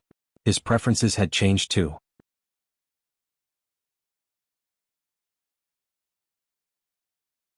Chapter 761. Gan Xie temporarily settled down in the Flaming River Castle. Xiao Xian's underground secret room was his room, and Xiao Xian had another secret room prepared for him. Perhaps it was because his body had changed, but Gan Xie no longer ate beast meat. Instead, he drank blood directly. Every day, the slaughterhouse would send him some blood collected from the beasts they killed. Perhaps to some people it was a pity that they couldn't eat delicious food, but to Gan Xie, it was simple as long as he could live. Gan Xie didn't like the sun. He preferred the dark underground secret room. When he was lying down he would lie in a coffin-like wooden box made of dry wood.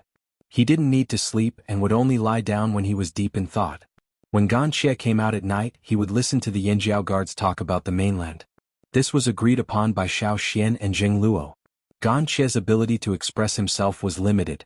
He was also an antique, and he didn't even know what pottery was. Perhaps it was because he had been buried underground for so long that he couldn't speak fluently. He even had a strange accent. Perhaps Gan Xie would be able to change if he listened to other people's words. On the other hand, the Yinjiao people didn't completely trust Gan Xie. After all, they weren't from the same tribe. Gan Xie was too dangerous, especially at night when most people weren't in a good state of mind. It was better to have a person like this in front of them than not to see him at all. At first, the guards were nervous when they saw Gan Xie. They had heard the screams that night, but they didn't expect it to be made by a human. Gradually they got used to it. Gan Xie was actually quite easy to get along with. He didn't talk much, and even if he did, he would only say a few words. If the Yinjiao needed help, he would help the guards. He even helped catch a few people who wanted to sneak into the Flaming River Castle at night. His senses were stronger than the guards. As for the Rain Tribe, Xiao Xian had already told Gan Xie about it. As former enemies, Gan Xie didn't have a good impression of the Rain Tribe. However, when he heard about the Rain Tribe's current situation, he suddenly remembered the Han shaman's regretful look. Perhaps they shouldn't have fought so hard back then? Both sides had suffered great losses, resulting in the current situation. However, with the players from Rock Hill City drawing aggro, Gan Xie placed most of his aggro on Desert City. Plus, Gan Xie's hatred towards the Rain Tribe wasn't that strong. Since the Rain Tribe had a good relationship with Yinjiao, and he was relying on Yinjiao, he wouldn't touch the Rain Tribe for the time being. On the other hand, what shocked Gan Xie the most was what Xiao Xian had mentioned about the situation on the mainland. After the fusion of the fire seed, the tribe might disappear? Could disbanded tribesmen form new groups? Gan Xie couldn't believe it. This overturned everything he knew. As a tribesman whose thoughts were stuck in the past, Gan Xie was very curious about this. He didn't understand what it was like to leave their tribe and form a new group with outsiders. What kind of feelings did they have? It was rare for something to distract Gan Xie. Xiao Xian thought for a moment and said, "If you're interested in the other side of the sea, you can ask someone." Let's go. Gan Xie was puzzled. He really wanted to know more now. The world today was too new. There were all kinds of handmade products, from pottery to metal, and the changes in the tribe's fire seed. All of these changed his perception of the world. He had already learned a lot from the Yinjiao people on duty at night. It turned out that there was another piece of land on the other side of the sea. The two pieces of land were close to each other because of the natural disaster, and there were people coming and going from both sides. There are people from the other side of the sea in the Flaming River Castle too. I'll take you there. Xiao Xian looked at the sun outside. It was morning now and Yangguang was fine today. Gan Xie didn't like to move around during the day, but the people there were asleep at night. Gan Xie didn't like to walk under the sun anymore, but he could endure it if he wanted to know more. Putting on a hooded cloak, Gan Xie followed Xiao Xian out of the Flaming River Castle. Wearing a hood in the middle of the day and covering his entire body was indeed strange in the trading point. However, it wasn't like they hadn't seen stranger things before. The reason why they looked over there curiously was because the people in the trading point knew Xiao Xian. A person brought by Xiao Xian and dressed so mysteriously, so everyone was wondering who that person was. Yi was busy with the things at hand. He had 2 accounts books in his hands, both of which belonged to the Yinjiao people. One was a tally of the things that travelers paid when they entered the Flaming River trading point in the past 30 days. The other was a tally of the rent. Some of the smaller tribes nearby had already set up shop here and would pay rent every 30 days. Beside EC, the half-beast slave, Grasshopper, was dozing off on a low stone bench. Suddenly, Grasshopper woke up with a start. The thorns on his back stood up and he looked around nervously. Then he looked in a certain direction. Sensing Grasshopper's change, EC stopped what he was doing and frowned. He was wondering what had happened.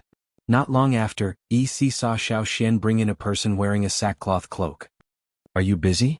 Xiao Xian asked. "Not really, it's just some small things." EC looked at the cloaked person beside Xiao Xian. He was even more curious because Grasshopper was on full alert. If EC wasn't here, Grasshopper would have run away. This was his reaction to danger. "This is?" EC asked. Gan Xie pulled back his hood, revealing his expressionless face. His red eyes looked at EC.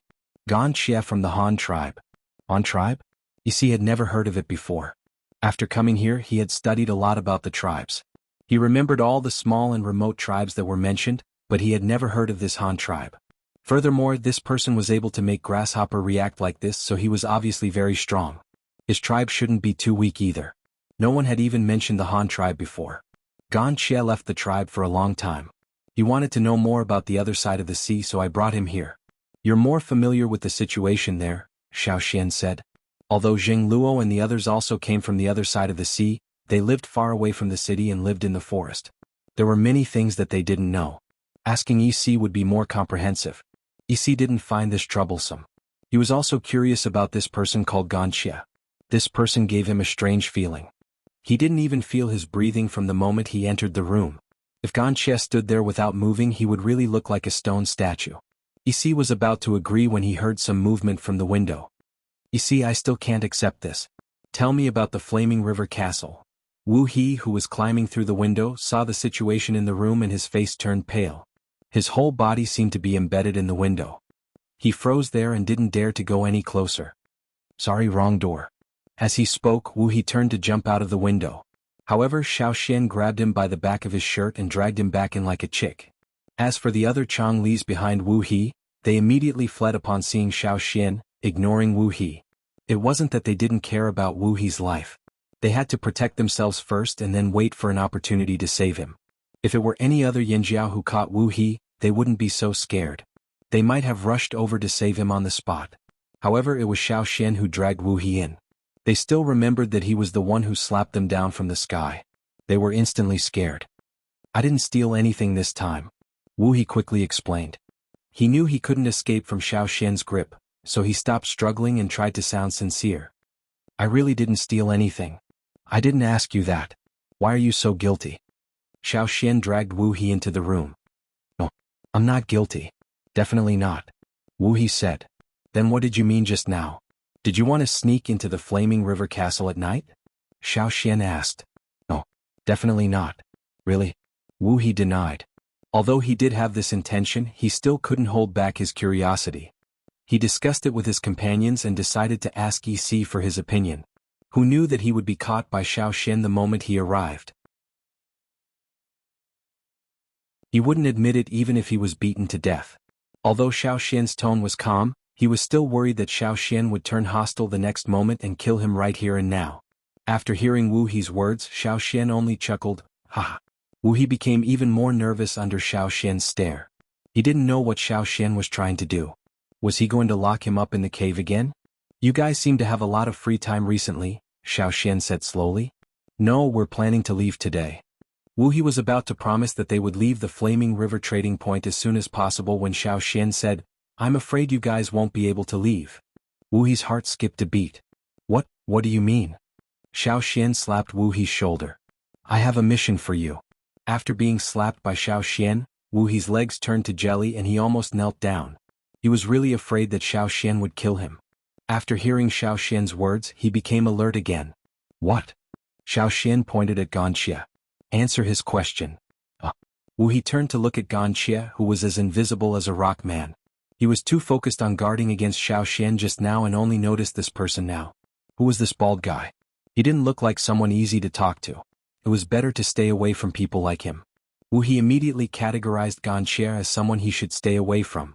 The Chang Lis were very observant in this aspect. However, looking at Xiao Xian, if he didn't agree to this mission, he might not be able to leave this place alive. All right. Brother, what do you want to ask? Gan Xie retreated to a spot 3 steps away from Gan Xie and Xiao Xian and asked carefully.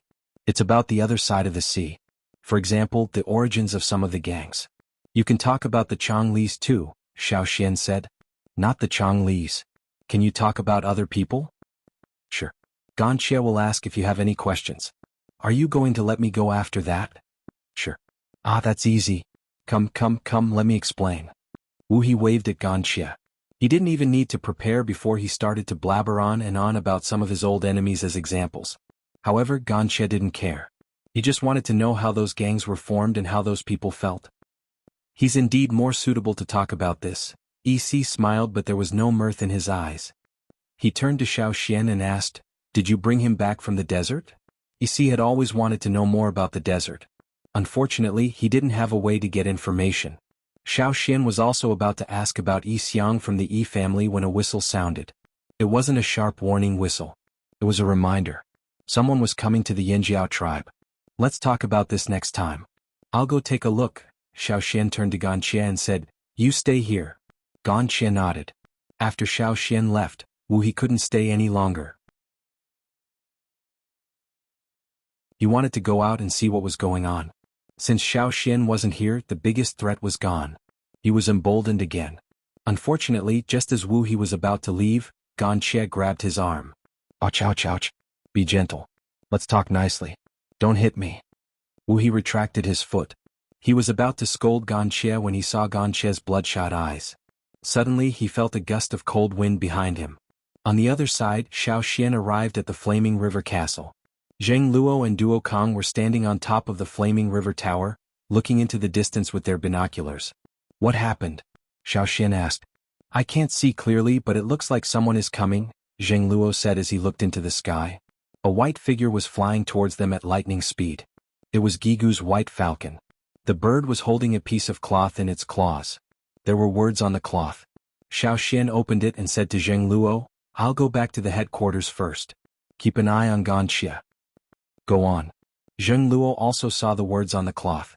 People from the D Mountain tribe were here.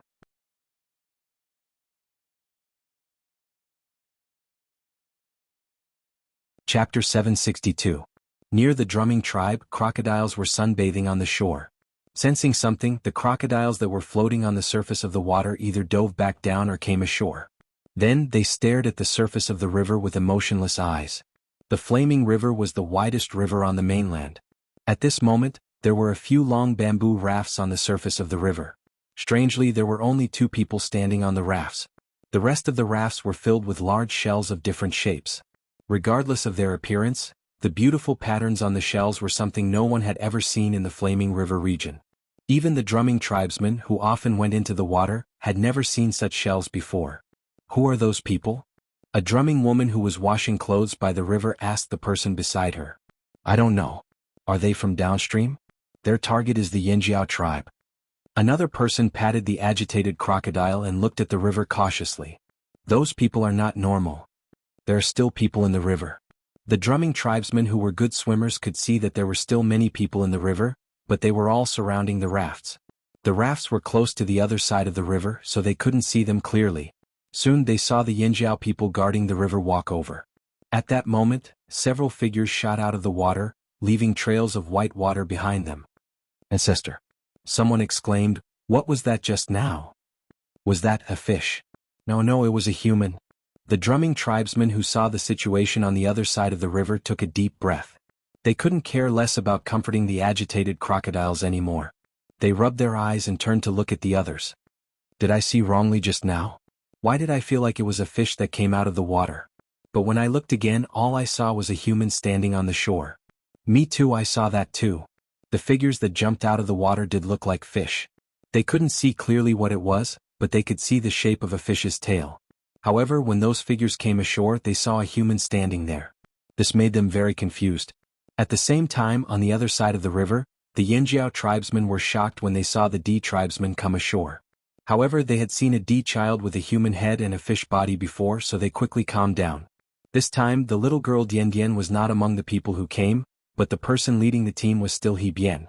Other than him, there were a few familiar faces, but the rest were unfamiliar faces. By the time Xiao Xian arrived, the D mountain tribesmen had already been invited up the mountain. The large shells they brought were all moved into the house. Seeing Xiao Xian, He Bian, who was talking to Gigu, quickly stood up with a grateful smile on his face. "Elder Xiao Xian." Xiao Xian looked at He Bian and the other D mountain tribesmen in surprise. Their auras were different from the last time he saw them. They seemed stronger and stronger.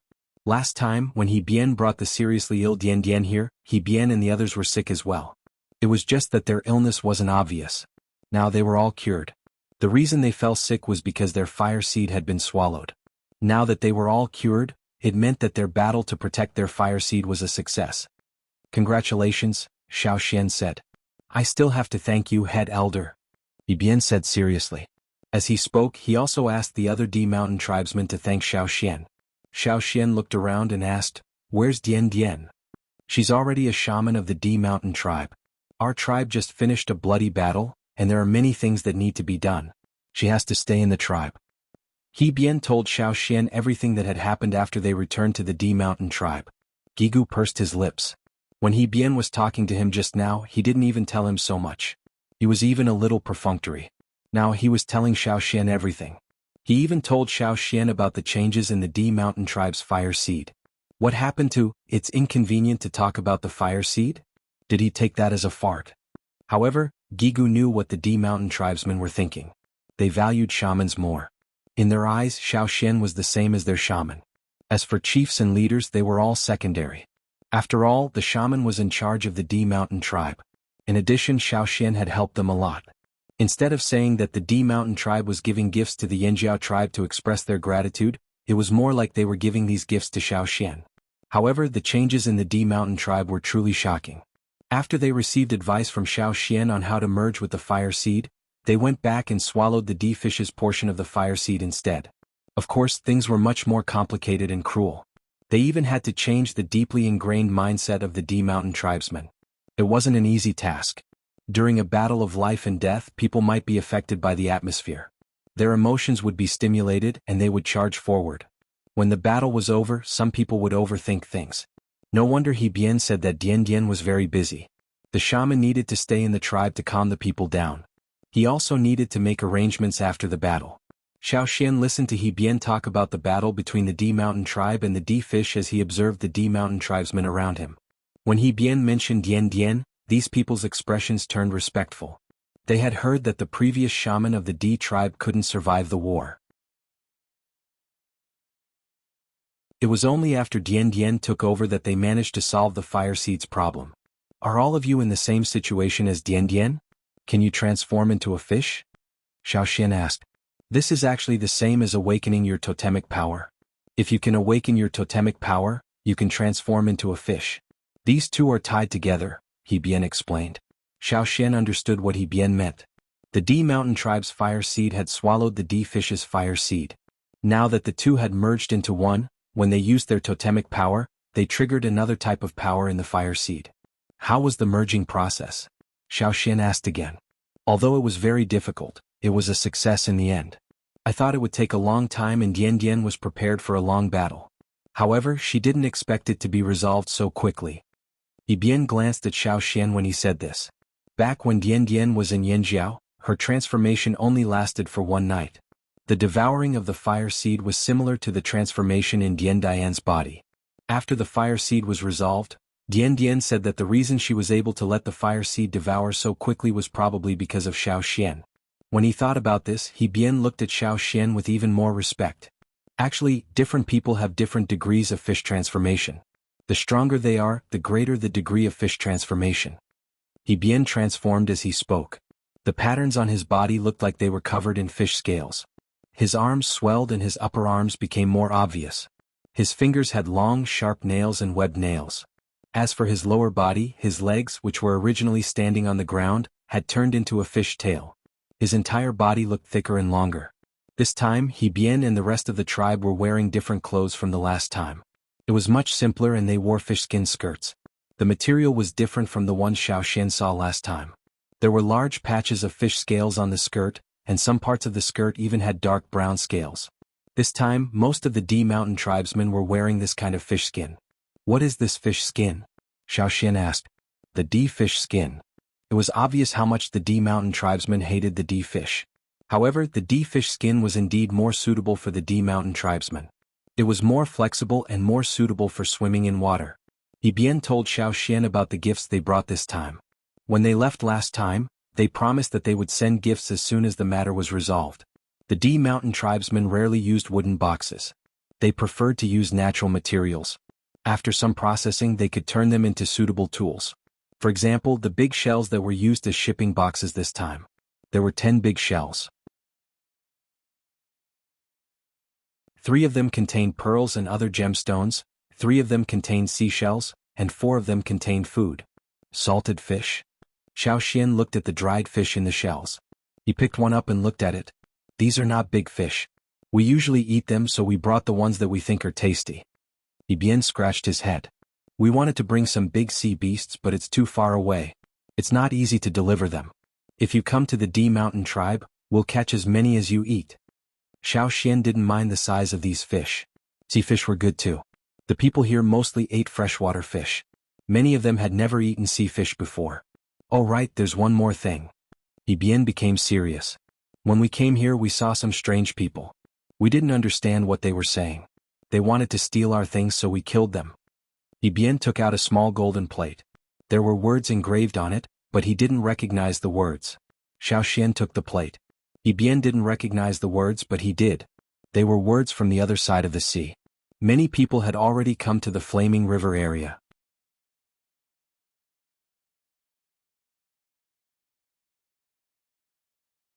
Chapter 763. Last time, when Bian brought Dian Dian up the Flaming River to search for a cure, he had suffered because of his lack of experience.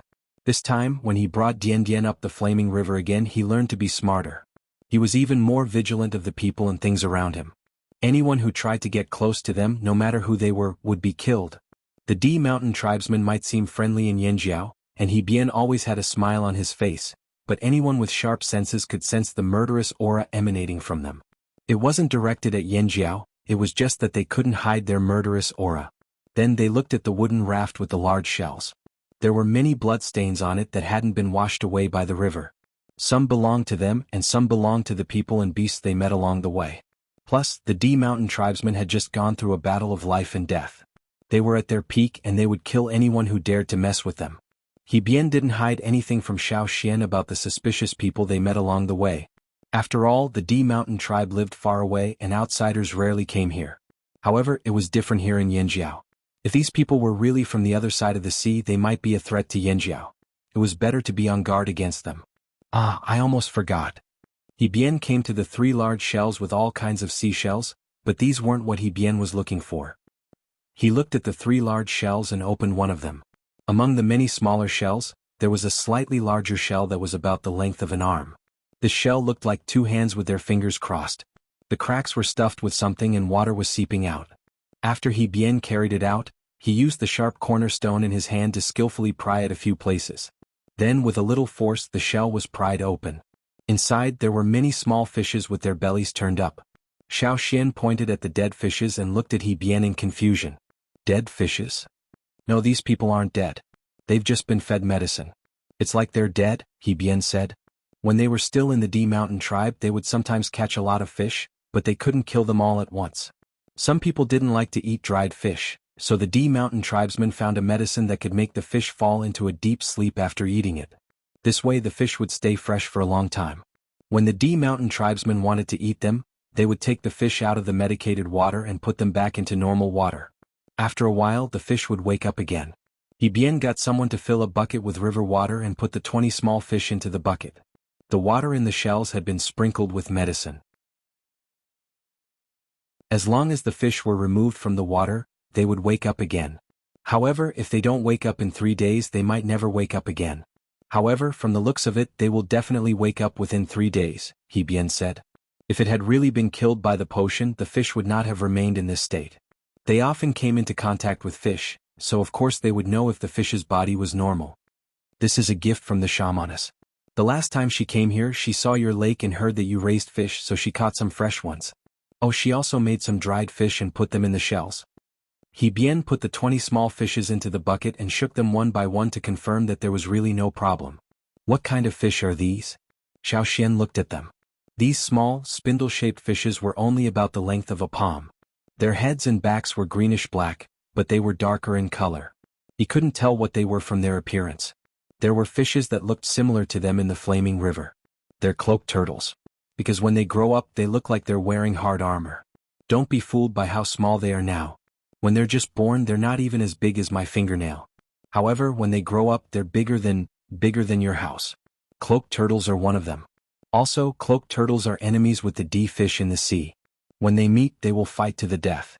In the past we helped the D fish fight against the cloaked turtles. We also often go to the river to catch their young fish to eat because the cloaked turtles will go upstream to give birth. However, after giving birth they will return to the sea. These small fishes grew up in the river, so I'm sure you can raise them here too. He Bian told Xiaoxian everything he knew. Actually, they didn't know much about the habits of the armored turtles, but they used to be on the same side as the D fish. They were also enemies of the armored turtles, so they often observed their movements. What do they eat? Xiaoxian asked. They eat? He Bian was stunned.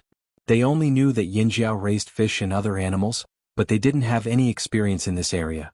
If they were hungry they could just go fishing. There was no need to raise them. When Xiaoxian asked this question, He Bian stuttered. Just put them in the water. They'll grow, right? Seeing He Bian like this, Xiaoxian knew he couldn't get an answer from him. Sigh, they'll eat themselves in the water. When they're bigger you can eat them. They grow really fast. He Bian felt that Dian was really smart. They didn't bring any large sea beasts here, but they brought these small fishes. The Yinjiao knew how to raise them. As long as they grew up, wouldn't they be as big as large sea beasts? Xiaoxian was speechless as he looked at He Bian, who was inexplicably proud of himself. If it was that easy to raise animals, it wouldn't have become a skill valued by the tribesmen. After delivering all the gifts, they followed Xiaoxian to the Flaming River Castle. The next day He Bian left with his men. They were worried that something might have happened to their tribe. After all, the war had just ended. As for the Flaming River Castle, although they were surprised, they still preferred a quiet place with fewer strangers. The D fish didn't disappear. After they lost their fire seed, many of them escaped. Now, we D mountain tribesmen kill every D fish we see, He Bian told Xiaoxian before they left. After they returned, the D mountain tribe would truly start a new life. They just didn't know what the future held. Under He Bian's command, the 50 or so people jumped into the river. When their heads popped out again, they had totemic tattoos on their faces. They waved their thick, scaly arms at Xiaoxian and the others before diving back into the water. Under the river, dozens of water arrows shot downstream. They were much faster than boats. No wonder He Bian and the others didn't take too long to swim back. The bamboo rafts were pulled by humans. They thought that using wooden oars was too slow, so they unloaded the rafts on their way back. They didn't need to pull the rafts so the rafts could move even faster. Xiaoxian returned to the mountain and moved the pearls and shells to Guizei's place. The other 4 shells and salted fishes were moved to Gigu's place for him to distribute the food. These were seafood. Many people in the tribe hadn't eaten them before. It didn't matter if they were used to the taste, they still wanted to try it. As for the armored fishes that He Bian brought over from afar, Xiaoxian thought about it and decided to dump them all into the new man-made river around the trading point. Because the Flaming River Bridge was directly across the Flaming River, it was more troublesome for ships to travel up and down the river. Hence, under Xiaoxian's suggestion, the Yinjiao dug an arc-shaped man-made river channel around the Flaming River Castle and the planned expansion site. The 2 intersections of the river channel and the Flaming River were blocked with gates. This prevented dangerous fishes like piranhas from entering the river. Now there were only some small aquatic animals that weren't a threat. Since Xiaoxian didn't know how to raise these armored fishes, he decided to dump them into the river. They didn't dump them in the man-made lake at the headquarters because it was the green ducks' territory. Xiaoxian was worried that these armored fishes would be eaten by the green ducks before they could grow up. Even if the green ducks didn't touch them, Xiaoxian was still worried that these armored fishes would threaten the other fishes in the lake. After all, a fish that could fight against the D fish definitely wasn't an ordinary fish. The 20 armored fishes in the bucket all woke up the day after He Bian and the others left. They didn't look very energetic, probably because the effects of the medicine hadn't worn off yet. Xiaoxian waited for a day. When he saw that their fins were moving more vigorously, he carried the bucket and walked over to the other side of the river. The pterosaur followed Xiaoxian, but the withered leaf birds didn't cross the bridge. Their range of activity was limited to the headquarters. They would be afraid if they left this area. There were too many unfamiliar scents on the other side of the river. After following them for a while, they returned to the headquarters and stood on the branches, chirping cha-cha. Unfortunately, the pterosaur ignored them and continued to follow Xiaoxian across the bridge. Don't eat these fishes. If I find out that you're secretly eating fish, I'll feed you to Caesar, Xiaoxian warned. It wasn't clear if the pterosaur understood, but it looked into the big bucket Xiaoxian was carrying, chirped, and continued to follow. Xiaoxian ignored it and continued to walk towards the man-made river. The Yinjiao soldiers guarding the bridge were also curious. They watched as the great elder carried the bucket and walked towards the river. When he reached the river, he poured the contents of the bucket into the river. "Great Elder, what are you pouring?" someone asked. "Fish. Be careful. Don't let anyone fish in the river," Xiao Xian said. The soldiers nodded. They would definitely keep their eyes open and keep an eye out. The 20 armored fishes were poured into the river and quickly disappeared. The speed at which they swam was completely different from when they were in the bucket. The sluice gate might not be able to stop these small fishes. Perhaps they could find a gap and swim out. After all, they were still small. However, Xiao Xian couldn't care less. He didn't care if these small fishes could really grow up. Thinking about Ganqie and Wu He, whom he had left at Xi's place yesterday, Xiao Xian carried the empty bucket and walked towards the trading point. After Xiao Xian left, the pterosaur spread its wings and glided to the side of the river. It stared at the water for a while, then let out a series of strange chirps. This was clearly different from its usual chirps. Every time it chirped, it would make a series of chirps. The last chirp was especially long. After a while, it didn't see any reaction from the river. Instead, it called the soldiers guarding the bridge over. "Don't eat the fishes in there. The Great Elder will be angry." The soldier waved a spear in his hand, trying to scare the pterosaur away. The pterosaur, who was standing at the other end of the river, saw that someone was coming. It flapped its wings and flew to a nearby tree. It looked at the river again and chirped a few more times. A greenish-black figure swayed on the surface of the water, then dove back into the water. Seeing this, the pterosaur flapped its wings and flew away. The soldiers at the other end of the river saw that the pterosaur was finally chased away and went back to guarding the bridge. Not long after, the pterosaur flew back with a fish in its mouth. It had caught it from the flaming river.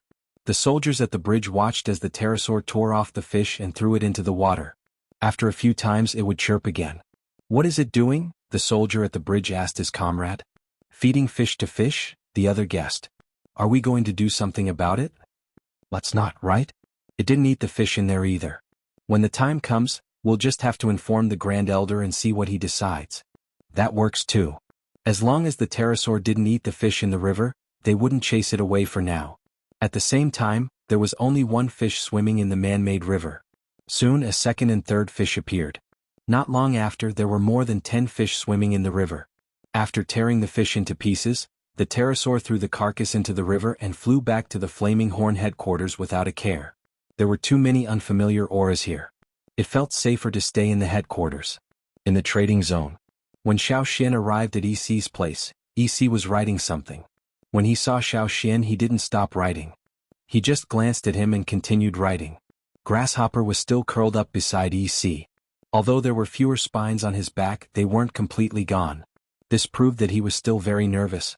Wu He and Xiao Xian were where they were when Xiao Xian left yesterday. They were still where they were now. The only difference was that Wu He was standing up yesterday. Now he was sitting listlessly on a wooden stool. Even his voice was weak. As for Ganqie, he was exactly the same as yesterday.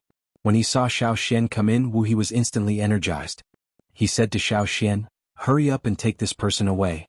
I will leave immediately. Really, I will never come to Yanjiao again." Yesterday, Xiao Xian said that Wu He could leave after answering Ganqie's questions. However, Wu He didn't expect Ganqie to ask him one question after another. He didn't expect Ganqie to ask him one question after another. This guy doesn't sleep either. To Wu He, it wasn't a problem for him to not sleep for a night. However, he didn't want to face this stone face all the time. If he didn't answer, Ganqie would use force to threaten him. His arm was almost broken. "How's it going?" Xiao Xian looked at Ganqie. Ganqie loosened his grip on Wu He's arm and shook his head lightly. He wasn't satisfied with Wu He's answers. At first it was okay, but later on it was full of lies. "I'm going to the Flaming River Castle. What are your plans?" Xiao Xian asked. "Let's go back." Ganqie stood up and put on his hood. He followed Xiao Xian out the door.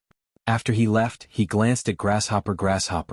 Grasshopper was so scared that all the thorns on its back popped out again. Ganqie was just curious. He heard from Wu He that Grasshopper was a slave. A slave with both human and beast blood. Interesting. Half beastman, slave master, slave? It was completely different from the relationship between humans and the tribe. Ganqie learned a lot from Wu He. After he returned to the Flaming River Castle, he went straight to the basement to lie in his coffin and think about life. Xiao Xian went to look for Zheng Luo. "What's wrong? Is there a problem?" Xiao Xian saw Zheng Luo and Duo Kang's serious faces. Zheng Luo passed the animal skin scroll to Xiao Xian. Take a look and you'll know. Xiao Xian took the animal skin scroll. The first thing he saw was the totemic patterns on it. This would let him know who sent it. The Lu tribe.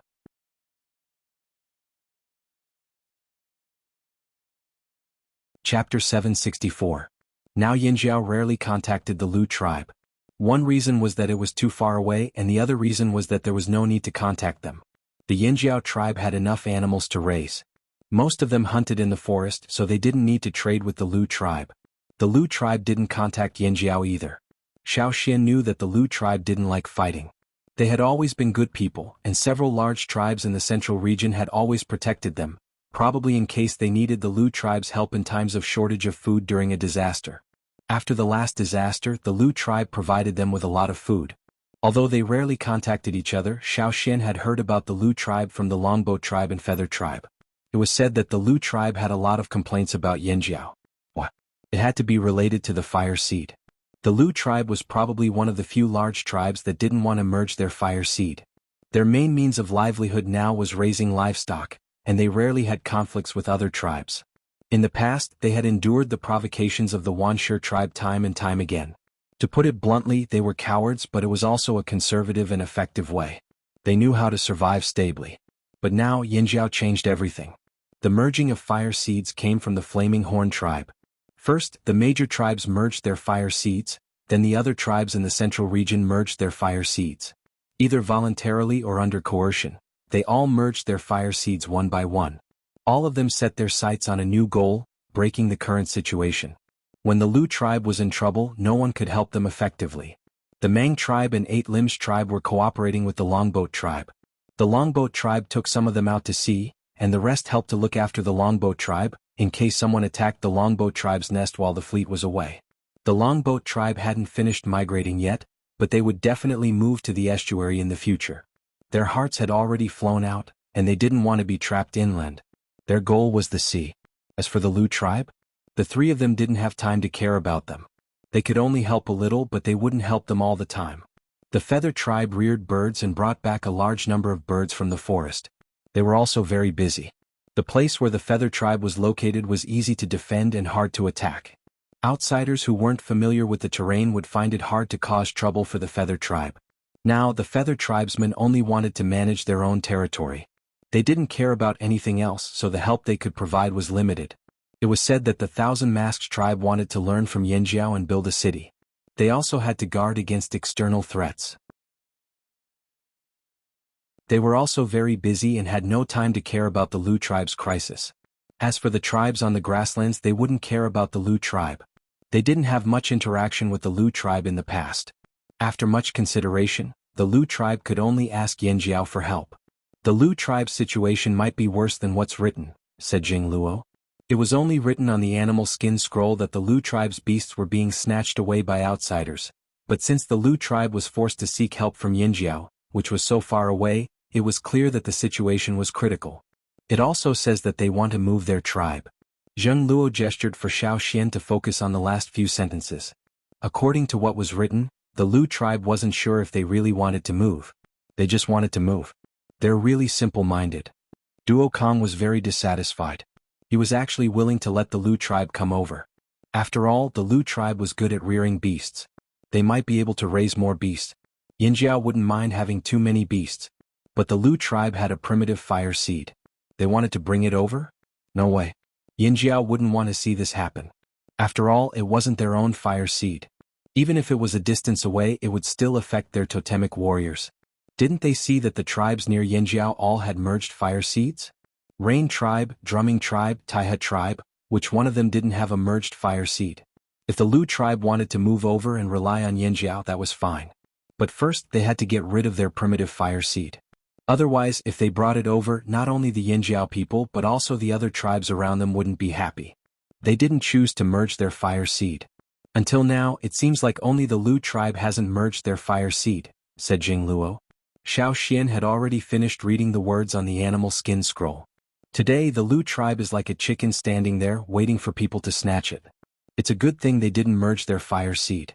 If they did, all the beasts in their animal pens would have been snatched away and their people would be killed. What do you plan to do?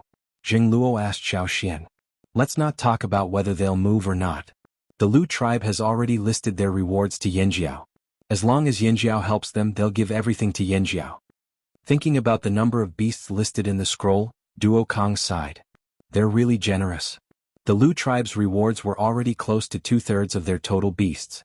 Maybe the Lu tribe wants to use this opportunity to get rid of the excess beasts.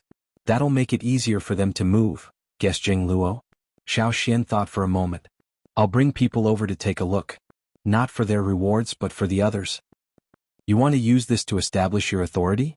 Jing Luo immediately thought of this. I heard that people from the other side of the sea have appeared in the Flaming River area. We can use this as a warning. It's not just people from the other side of the sea. There aren't many people who can safely cross the sea. Only a limited number of people have their eyes on the Lu tribe. Other than the outsiders, most of them are tribesmen who have already started to change, Xiaoxian said in a low voice. Tribesmen? After merging their fire seeds, their ambitions are magnified and they're no longer content with their lot. They don't have to stay in one place, so naturally they'll set their sights on other places, Xiaoxian said. After all, most of the people living on this land are tribesmen. You mean, other than scaring the outsiders, we have to do something to show the tribesmen who have other intentions? Jing Luo understood. Sometimes being infamous isn't a bad thing. Back then Yanjiao's ancestors made a wise choice by making themselves infamous. Xiaoxian thought about the other tribe's impression of the Yanjiao people. Although the Yanjiao tribe was famous now, they weren't fierce enough. In such a big environment, their fierce reputation was a very good shield. At least it could deter those who had bad intentions from targeting the Flaming Horn tribe. Xiaoxian, when are you leaving? I'll go with you. Duo Kong rubbed his hands. He was already itching to go. You can't leave, Xiaoxian refused. What? Why can't I?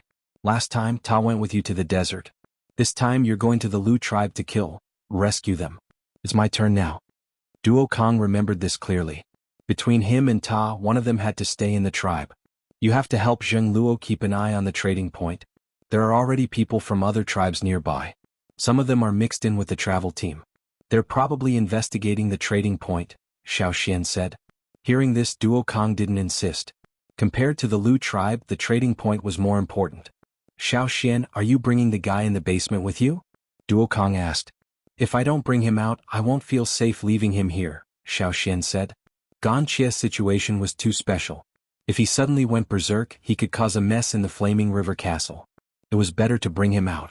Duo Kong thought about it and agreed. Only Xiaoxian could kill those puppets in the desert. Although Gan Chia was different from those slave puppets in some ways, at least he was revived because of Xiaoxian. Maybe if something happened, Xiaoxian would be able to think of a way to deal with it? It's good to bring him out, but Xiaoxian, have you noticed that he's getting more and more dumb? Duo Kong lowered his voice and said. Gan Chia's mood swings were already very low. He could maintain the same expression for the whole day. Duo Kong was curious. How could a person maintain the same expression all the time? Didn't he feel uncomfortable? They didn't stay in the Flaming River Castle any longer. Since they had decided to bring people to the Lu tribe, Xiaoxian had to inform the people at the headquarters and select some people to bring out.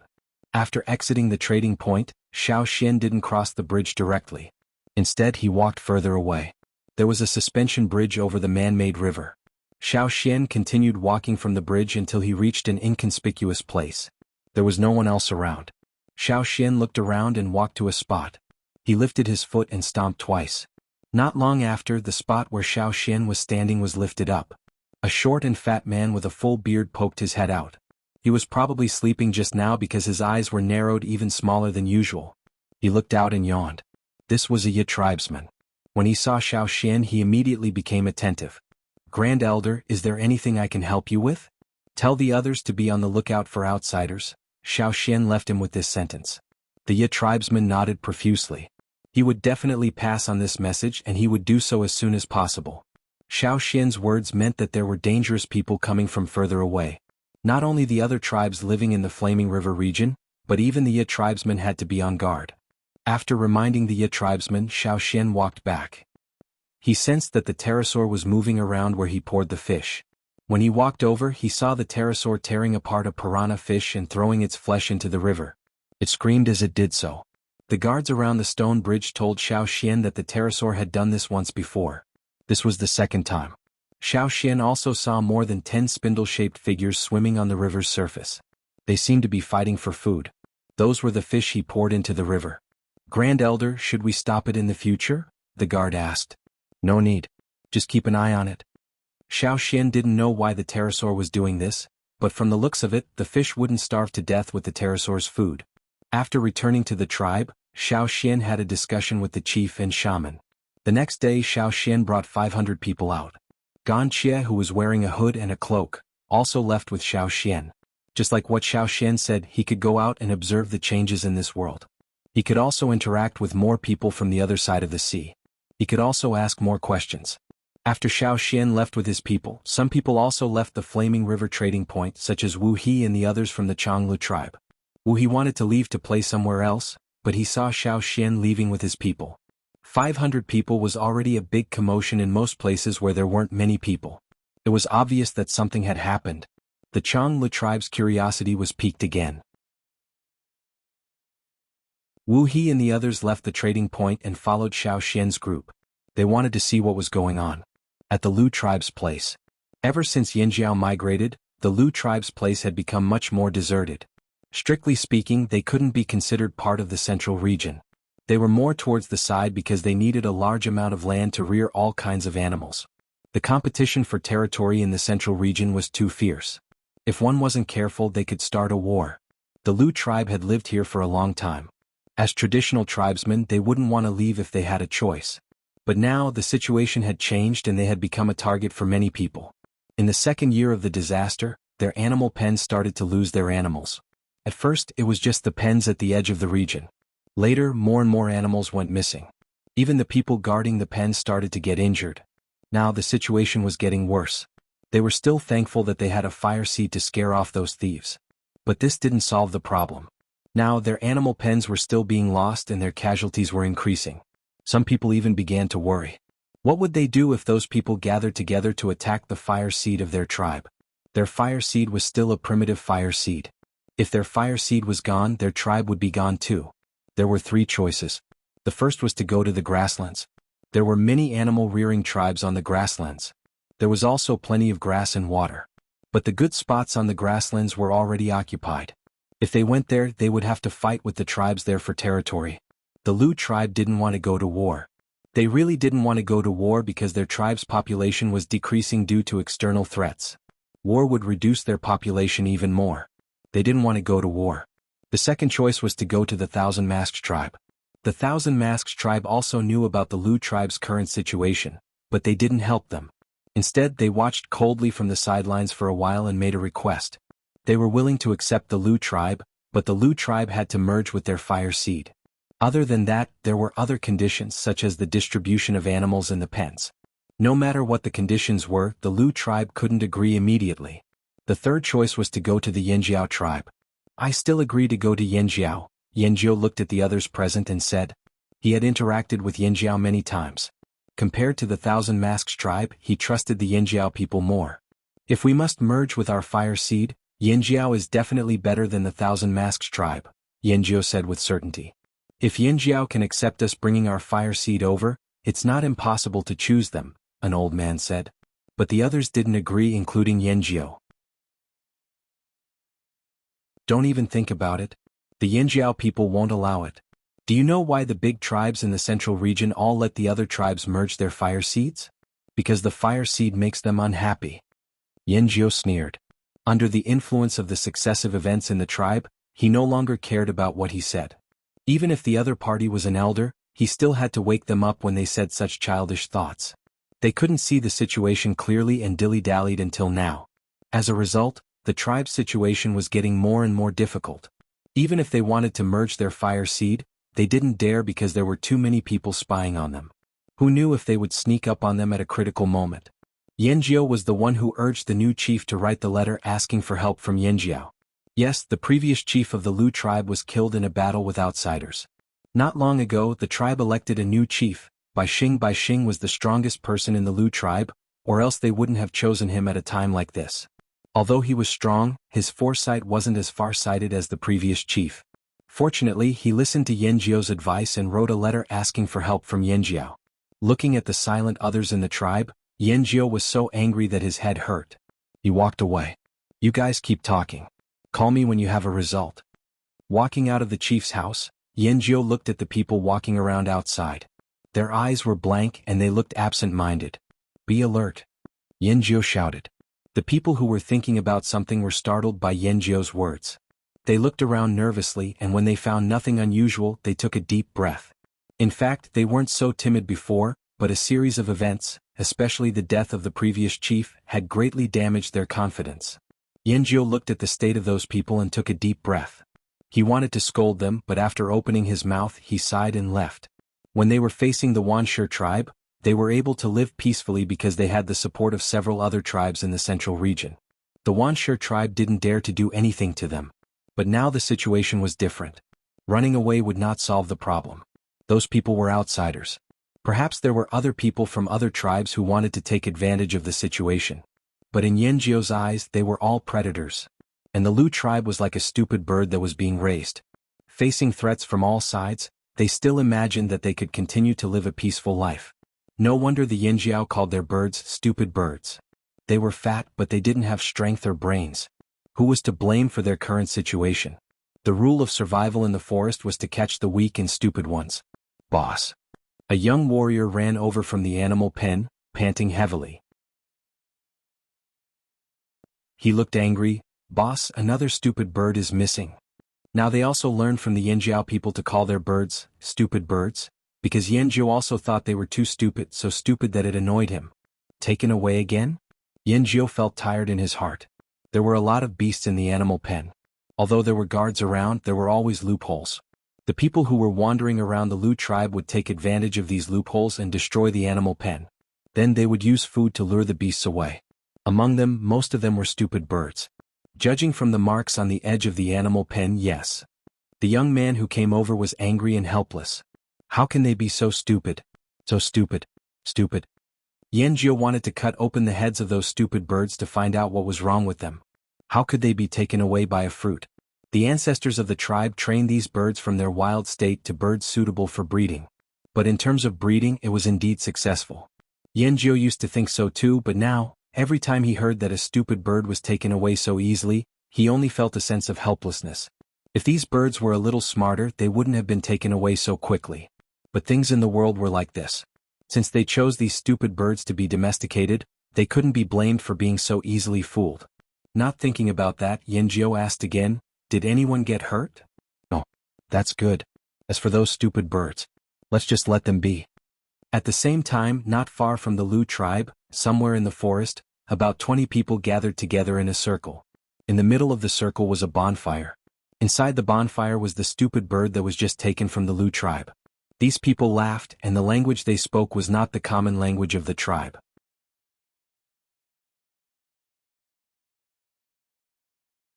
Chapter 765. Yanjiao walked around the animal pens. The guards didn't seem to be in a good state. Some of them were distracted while others were overly nervous.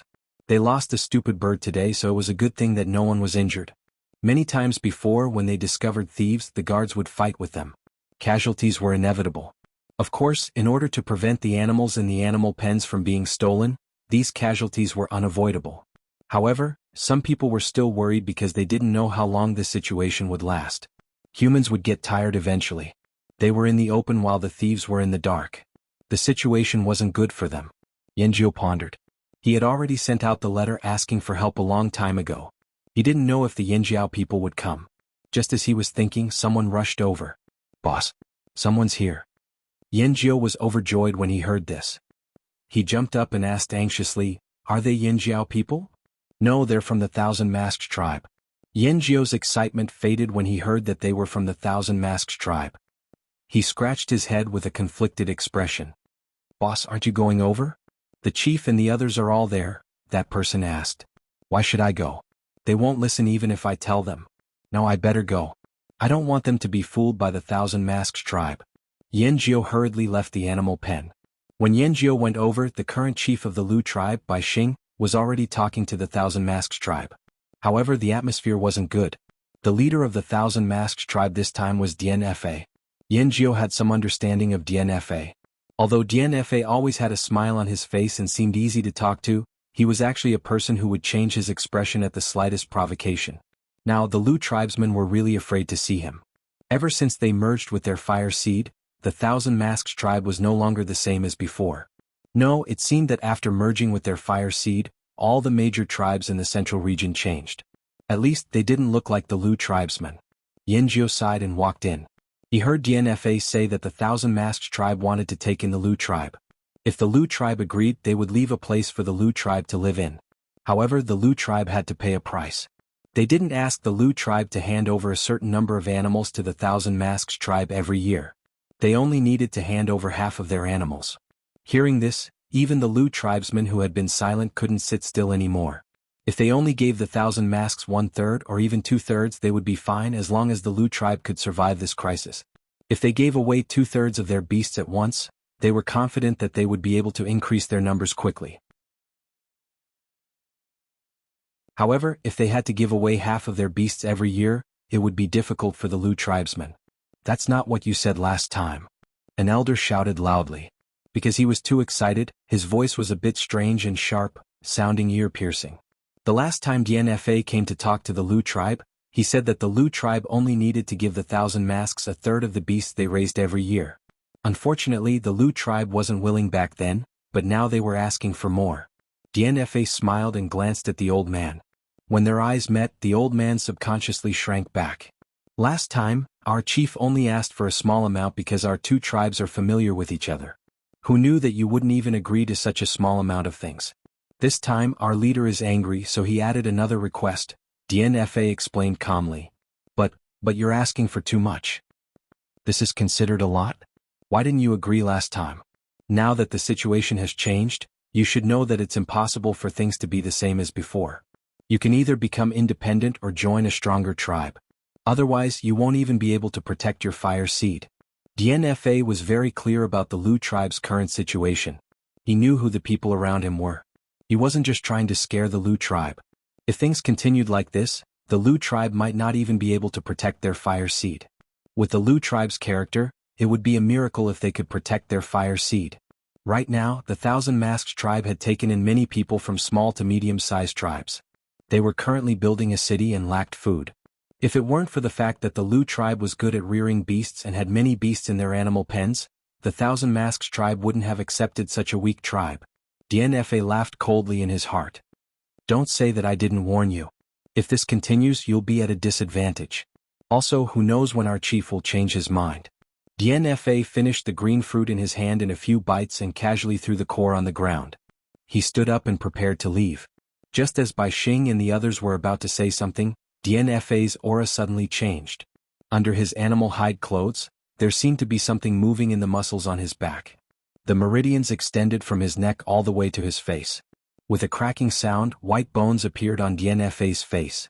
His entire face was changing. His eyes widened and his pupils dilated. His brow bones protruded and his eyebrows were pressed down. In the blink of an eye, DNFA had already turned around. He stomped on the ground and crushed the core of the fruit he just threw. A large footprint was instantly left on the relatively flat ground. Dust was splashed into the air, almost drowning people like a fog. In the midst of the dust, DNFA's usually smiling face was no longer smiling. The white bones that protruded from his face covered his entire face. He looked extremely ferocious. You couldn't judge a Thousand Masks tribe member based on their temperament. You couldn't judge them based on their usual appearance. You had to judge them based on their appearance when they used their totemic power. That was why DNFA's temperament was just like the specialized bones that covered his entire face. He looked like a ferocious beast that was about to go berserk. His aura was like a dark cloud that weighed heavily on the hearts of the Lu tribesmen. Seeing DNFA like this, Bai Xing was furious. "You want to fight? Fine, let's fight." Just as he was about to make a move, he was held back by the elders beside him. DNFA glanced disdainfully at Bai Xing, whose face was red with anger. He had already told the chief that they couldn't speak nicely to the Lu tribesmen. The more they tried to be nice, the more they would drag things out until the crisis was over. DNFA didn't want that to happen. If he showed them a strong stance, they would naturally back down. Look, wasn't this the case now? A bunch of cowards. We need time to think, an elder said with difficulty. Wasn't the time I gave you last time enough? How long do you want to think? DNFA's cold voice rang out in the room. His tone was filled with impatience. Seeing that the Lu tribesmen were about to say something, DNFA waved his hand as if he was swatting flies. I'll give you 3 more days to think. After 3 days I'll leave with my people. In other words, if the Lu tribesmen agreed to move after 3 days, DNFA would bring them to the Thousand Masks tribe's territory. If they didn't agree, he would wash his hands of this matter. They wouldn't care if the outsiders robbed or killed the Lu tribesmen. Since they didn't want to come to their territory, they wouldn't care about their business either. DNFA didn't allow the Lu tribesmen to say anything. In the end, DNFA brought the 500,000 Masks warriors to the Lu tribesmen's living quarters. They were treated to good food and drinks. Yanjiu watched from the beginning to the end. He didn't say anything. He remained silent with a dark expression on his face. He didn't want to see the elders' attitude, but he knew that they were worried. He didn't know what to say. Should he join the Yinjiao instead of the Thousand Masks tribe? But the Yinjiao people didn't show up. He didn't even know what the Yinjiao people were thinking. 3 days to the Lu tribesmen was too short a time. The entire tribe was filled with an anxious atmosphere. This atmosphere was getting stronger by the second. The Lu tribesmen gathered together and discussed for 3 days without sleep. They argued for 3 days until their throats were hoarse. They still hadn't come to a conclusion. Yanjiu had expected this, but there was nothing he could do. Although he was the leader of the tribe, there were still many people above him. His suggestion couldn't get the others to agree. Even Bai Xing, who had a good relationship with him, was pessimistic. As the sky gradually brightened, everyone became more and more agitated. It didn't matter if it was the people in the room or the other Lu tribesmen. The deadline was approaching. They had to give DNFA an answer. Early in the morning, DNFA's eyelids twitched. He had a feeling that something was about to happen. It was a bad feeling. After some thought, DNFA woke up all his subordinates. He was going to force the Lu tribesmen to make a decision. What if the Lu tribesmen don't agree? Are we really going to leave just like that? Asked the Thousand Masked tribesmen. DNFA was distracted and didn't answer immediately. Instead, someone beside DNFA said, "Of course we can't just leave like that. No matter what, we have to bring some things back. Since the Lu tribe can't protect their own things, it's better to give them to us than to let the outsiders take them all." Wait for an opportunity to take them? Good idea. Everyone remember to take as much as you can. Don't let the outsiders take everything. DNFA didn't say anything as he listened to the discussion. He had the same thought in his mind. Sooner or later, the Lu tribe would be robbed by those outsiders who gathered here. Why should they leave empty-handed? The atmosphere at the Lu chief's place became even more tense because of DNFA's arrival. What's the result? I don't want to wait here forever, DNFA urged impatiently as he sat down on a thick animal hide mat that his subordinates had brought over. It's not the deadline yet, whispered an old man. Strictly speaking, the 3-day deadline would only end at noon. I don't care. Give me the result now. DNFA didn't want to give these people any more chances to delay. He didn't want to waste any more time. DNFA's eyelids twitched even harder. He raised his hand and pressed it against his eyelids. He made up his mind to solve this problem as soon as possible. The current chief of the Lu tribe, Bai Xing, was so angry that he clenched his fists. If it weren't for the elders beside him holding him down, he would have exploded already. Even as a chief, he had to endure this. It was so humiliating. He wanted nothing more than to die in battle like the previous chief. Bai Xing held his breath and didn't say anything. He looked at the shaman. The shaman sighed helplessly and said to DNFA, "Now isn't the best time to merge the fire seed." DNFA frowned. This was an excuse, but it was also the truth. If the Lu tribe failed to merge their fire seed here, they would be crippled. What would they do with a crippled tribe? We can go over first. We can merge after we get there. We must merge, DNFA emphasized.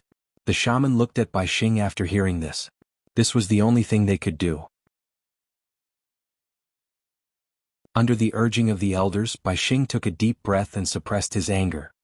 He was about to say something when his expression suddenly changed. The others in the room also had the same reaction. Yanjiu stood up and rushed out. The Lu tribesmen might be slow when it came to other things, but they could sense the movements of their animals very quickly. As for the animals that were stolen, they were lured away on their own accord. When they left, they didn't make any movements at all. That was why the guards didn't sense them. At this moment, the Thousand Masks people didn't see much movement at the beast pens. However, it was a different story for the Lu tribesmen. What's going on? Are those outsiders here again? Yanjiao asked. I don't know. The person who was asked was still in a daze. What are you looking at? Go to the beast pens and see what's going on. Yanjiao roared. He was so angry that the veins on his forehead almost popped out. What time was it now? How could they still be in a daze? As he spoke, Yanjiao was about to rush towards the beast pens. It was safer for him to go there himself. These brats were probably under too much pressure. Their emotions were unstable. They might not be able to see anything. Just as he took 2 steps forward, Yanjiao saw one of his team members rushing towards him with a big black bull on the leash. That bull was the one they used to pull their carts. It was different from the other animals. This bull was more alert to its surroundings. It had been through a lot and was more sensitive to danger. At this moment, the black bull was anxiously kicking the ground with its hooves. Something's wrong. Yanjiao frowned. Then he thought of something and his face lit up. Could it be that the Yanjiao people were here? But what if it wasn't the Yanjiao people but the outsiders in the forest? The man who led the black bull here looked at Yanjiao. Sometimes he was happy and sometimes he was sad. His face changed constantly. The black bull stomped its hooves and looked in a certain direction. Yanjiao looked in that direction. The sun had just risen, but it was already bright enough to illuminate the ground. Everything could be seen clearly. Yanjiao walked towards the outskirts of the tribe. The person leading the bull followed him. After staring at the forest for a while, he still didn't see anything. Yanjiao turned to look at the bull. When he saw that the bull was looking up into the sky, he immediately looked up. There was the shadow of a bird high up in the sky. Soon the bird's shadow grew bigger and bigger. It flew across the sky like a gust of wind. A figure fell from above. DNFA and the other Lu tribesmen were also walking over. Of course they saw this scene too. Boom. It was as if a huge rock had fallen to the ground. The moment the figure touched the ground, a loud bang rang out. Cracks spread out like a spider web. The soil was forcefully peeled off from the ground and shattered in an instant. Countless clouds of dust rose into the air, as if a thick haze had suddenly appeared. The ground seemed to be shaking. Even the soles of their feet were numb. DNFA blocked the dust and squinted his eyes. There was too much dust and he couldn't see clearly who was there. He could only hear footsteps approaching. Tap, tap, tap. As the footsteps got closer, the dust was blown away. When he saw who it was, DNFA's expression turned even colder. He gritted his teeth and said, "Yinjiao Shaoxian?" Every word seemed to weigh 1,000 pounds. After he finished speaking, DNFA turned his head to look at Bai Sheng and the other Lu tribesmen. His gaze was as sharp as a knife as he squeezed out a sentence from between his teeth. He gritted his teeth and said, "You really found Yanjiao people." The higher-ups of the Lu tribe kept their discussions a secret. DNFA only heard that the Lu tribesmen might ask the Yanjiao people for help. He didn't think that these cowards would actually invite the Yanjiao people over. If the Yanjiao Shaoxian was here, then the rest of the Yanjiao people would be here soon too. These Yanjiao people were so far away. Instead of building their own city, they came here to ruin the Thousand Masks tribe's plans. DNFA's face twitched. He looked at the huge crater where Shaoxian landed and the cracks that extended outwards. Then he looked at Shaoxian, who was walking over as if nothing had happened. Even if he didn't want to, he had to admit that trying to compete with the Yanjiao people in terms of physical fitness was just asking for trouble. He dared to go against the Lu tribesmen, but he didn't dare to offend the Yanjiao people. Especially when the person in front of him was the Yanjiao Grand Elder Shaoxian, the person he didn't want to offend. No wonder his eyelids kept twitching since early morning. He had a feeling that something bad was going to happen. DNFA cursed the Lu ancestors in his heart. Aha! When Yanjiao saw Shaoxian, he felt as if the haze in his heart had finally dissipated. Seeing Shaoxian here meant that the Yanjiao people really wanted to help them. Shaoxian, you're finally here. Yanjiao's smile was a little stiff under DNFA and the other Thousand Masks people's sharp gazes, but his eyes were filled with excitement. He looked behind Shaoxian and asked, "You're the only one here? The others are still behind us." "I'm here with another person," Shaoxian said. "Huh? Where's the other person?" As soon as Yanjiao finished speaking, he heard a scream from the forest. Not long after, he heard the sound of something being dragged through the bushes. A cloaked person was holding a stranger by the neck and dragging him over. No matter how the stranger struggled, hit him, or even scratched him with his fingernails, the cloaked person's grip didn't loosen at all. The cloaked person's other hand was dripping with blood. However, the stranger didn't have any visible injuries, so it was obvious that the blood was from someone else. Of course, this wasn't the main point. The Lu and Thousand Masks tribesmen all stared at the sword in the cloaked person's chest. The sword had pierced through the cloaked person's body, but there wasn't a single drop of blood. As the wind blew, the linen cloak at the man's chest stuck to his body, allowing others to see clearly that the sword had really pierced through the man. However, there wasn't a single drop of blood on the cloaked person's body. He was even able to walk over as if he wasn't affected at all. "Did you get hit?" Xiao Xian asked. "I'm fine." An emotionless voice sounded. Yan Jiao and the others were dumbfounded. How could he be fine after being pierced through? Just as they were thinking about this, they saw the cloaked man use his bloody hand to grab the hilt of the sword in his chest and pull it out. After pulling it out, he held the sword in his hand and continued to drag the person as if nothing had happened. Yan Jiao and the others were speechless. The Thousand Masked tribesmen were speechless. Even the person who was being held by the neck was stunned. He forgot to struggle. The surroundings were deathly silent, and even the air seemed to be filled with an icy chill. Everyone who saw this scene subconsciously shrank their necks. DNFA's eyelids weren't the only thing that was twitching. His eyes were twitching non-stop. What kind of monster was this?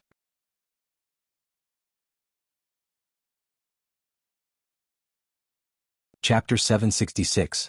When Gan Xie dragged Gan Xie over, both the Lu and Thousand Masks tribesmen hurriedly moved aside, keeping at least 10 steps away from him.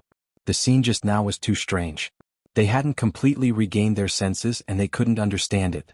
Before their minds could catch up, their bodies had already stepped aside. This was a reflexive action in the face of danger. Xiao Xian looked at the sword in Gan Xie's hand. It was obviously from the other side of the sea, different from the style used by tribesmen. However, the craftsmanship was not as good as the Gongjia family, so he couldn't tell which organization these people belonged to. "How did you get hit?" asked Xiao Xian. With Gan Xie's abilities, he shouldn't have been stabbed so easily. "I wanted to ask something but that person suddenly attacked," said Gan Xie calmly. Xiao Xian didn't ask who stabbed him. Judging by the blood on Gan Xie's hand, he knew what happened to that person. However, after this incident, Gan Xie definitely understood that the people outside were not as nice as the people in Yinjiao. People outside the tribe would kill at the slightest disagreement. Xiao Xian looked at the people around him, then asked Yan Jiao who he was most familiar with, "Is there a place to rest? This isn't a good place to talk." Yes. Yan Jiao nodded quickly, then informed by Xing before bringing Xiao Xian to a house. Xiao Xian, does your friend need treatment?" Yan Jiao glanced at the silent Gan Xie and asked Xiao Xian. "No, this small injury is nothing to him," said Xiao Xian. Bai Xing and Yan Fa, who were further away, also heard Xiao Xian's words. They were even more shocked. This small injury? Gan Xie was stabbed, how could it be a small injury? Yan Fa's face twitched but he didn't say a word. He didn't know what to say either. It seemed like the Lu tribe was really going to ask Yanjiao for help. Fight with Yanjiao for a person? Yan Fa didn't plan to do that for now. He couldn't find the best solution for the time being, so he glared fiercely at the Lu tribesman. After Xiao Xian walked away, he asked, "Are you going to join Yanjiao?" The elders of the Lu tribe looked away awkwardly. They didn't want to meet Yan Fa's eyes, nor did they say anything. In fact, they were also conflicted. The Yanjiao people would definitely have other demands. If their demands were even more unacceptable than the Thousand Masks tribes, what should they do? Or perhaps, with the help of the Yanjiao tribes, they could get through this calamity first. Some elders of the Lu tribe agreed. According to their thinking, migrating the tribe or merging the fire seed was a matter of life and death for the tribe. How could they make such a hasty decision? He had to think things through. To put it bluntly, they had to drag it out for as long as they could. They had to get through this difficult situation first. While DNFA was hesitating about whether to stay in the Lu tribe and observe, Yanjiao had already told Xiao Xian about the situation. Just as Xiao Xian had predicted, the Lu tribe's situation was worse than what was written in the letter. However, Xiao Xian was puzzled. They were already in such a situation, but these people were still hesitating. What are your chief and shaman thinking? If they don't agree to merge the fire seed, we can't let the Lu tribe go. Xiao Xian also told them about Yanjiao's request. Merging the fire seed was a prerequisite. Otherwise, there was nothing to talk about. Of course, if the Lu tribe didn't choose to merge the fire seed, They would only come to help the Lu tribe clean up the surrounding forest. Then they would pack up and leave. They wouldn't care about anything else. Jianghu also had a headache. He was actually in favor of merging the fire seed. Although they wouldn't get used to it in a short period of time, the other tribes had already merged their fire seed. If they stayed the same, their fire seed would become their weakness. However, the elders of the tribe didn't agree. How about this? Go and talk to your chief, shaman, and the elders. Tell them about Yanjiao's conditions. Xiao Xian didn't want the Lu tribe to go. It would be good if they went, but if they didn't go, Yanjiao wouldn't lose anything. After all, they didn't lack food. Yanjiao let Xiao Xian rest here first. He would go and talk to the people in the tribe. What he didn't tell Xiao Xian was that the Lu tribe would definitely migrate. They couldn't survive here anymore. Putting aside the troubles around them, just the internal problems of the Lu tribe. They raised livestock for a living. The ancestors of the Lu tribe settled here because they found a pond that was enough for them to live and raise livestock.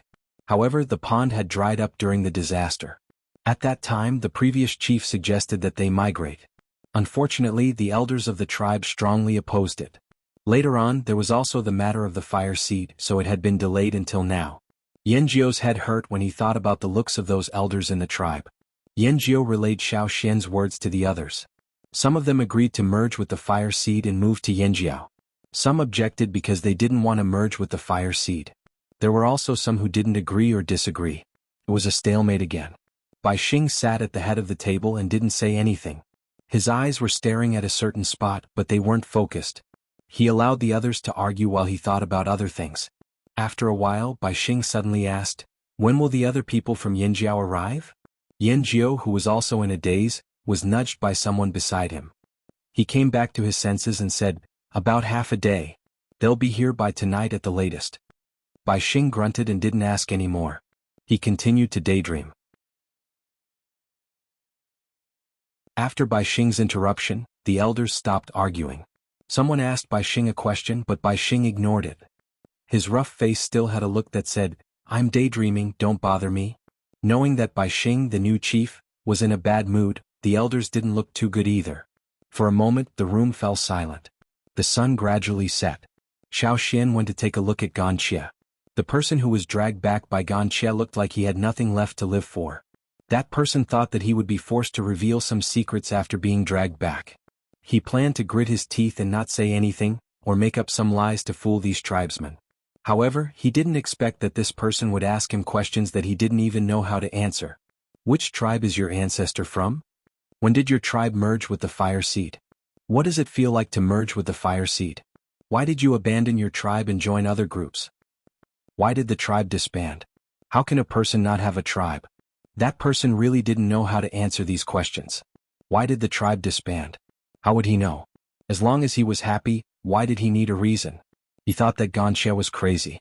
His way of thinking was like that of a stubborn and conservative tribesman. Why must people exist in the form of a tribe? These tribesmen were a bunch of country bumpkins. In the end, that person got impatient and cursed at Ganxie's ancestors.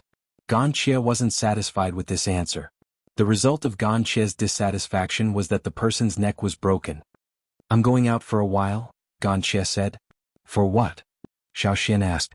"Ask someone else." Ganxie put on his hood and walked out. There were still many people in the forest around the Lu tribe. He had to use this opportunity to ask more people. When the Yanjiao people came, they would probably be scared away. Whether it was people from the other side of the sea or tribesmen who had merged with the fire seed, he wanted to ask them all. He especially wanted to ask the tribesmen who had just merged with the fire seed. He wanted to know their thoughts. Ganxie was very persistent in this aspect. Xiao Xian didn't stop him. "Be careful of your head." After all, Ganxie wasn't a puppet. Puppets could still be controlled to move without a head, but Ganxie didn't know what would happen to him if he lost his head. Not long after Ganxie left the Lu tribe, Xiao Xian heard an eagle cry in the sky. "They're here." Not far from the forest outside the Lu tribe, a group of people was running towards them. They even rested for a while before coming here to adjust their condition. The movement of 500 people was naturally different from that of Xiao Xian and Ganxie. The people hiding in the forest had already noticed them. It's the Yanjiao people. Some people could recognize them from the totemic patterns on their bodies. Are the Yanjiao people that strong? This was someone who wasn't familiar with Yanjiao. Who cares if they're Yanjiao people or other people? Our target is the Lu tribe. This was a group of people from the other side of the sea. Some people were already scared and started retreating further away. However, they didn't leave. Their greed made them want to take advantage of the situation. Some people moved closer to take a closer look. In front of the group, there was a bird about the same size as the Lu tribe's dumb bird. It didn't have big wings either, but its body wasn't as fat as the Lu tribe's dumb bird. Its head was even bigger. What kind of bird is that? Someone whispered to his companion. I don't know, but I'm sure we can roast it like the Lu tribe's birds. The person who spoke had just stolen a dumb bird from the Lu tribe this morning. He was still holding a bone with meat on it. As he chewed on the meat in his hand, he observed the group that was passing by. Someone's here, Guang said while riding on the forest racos. I can smell it, the others beside him said. The group of people in the forest didn't seem to want to hide completely. Otherwise, the Yinjiao group wouldn't be able to smell the roasted meat. How arrogant. Guang glanced at the forest. He reached for an arrow from his quiver and knocked it on his bow. The bowstring creaked as he pulled it. Bang! The vibrations of the bowstring seemed to be plucking at the nerves in one's brain, causing them to tremble. The arrow pierced through the gaps between the branches and broke through the leaves in front of it. The leaves that came into contact with the arrow were instantly pulverized. Before the sneer of the person who had been talking to his accomplice could fade away, he was interrupted by a whistle-like sound that rapidly drew closer. Bang! The arrow pierced into a tree trunk that was thick enough for 5 people to encircle. The entire arrow sank into the tree trunk.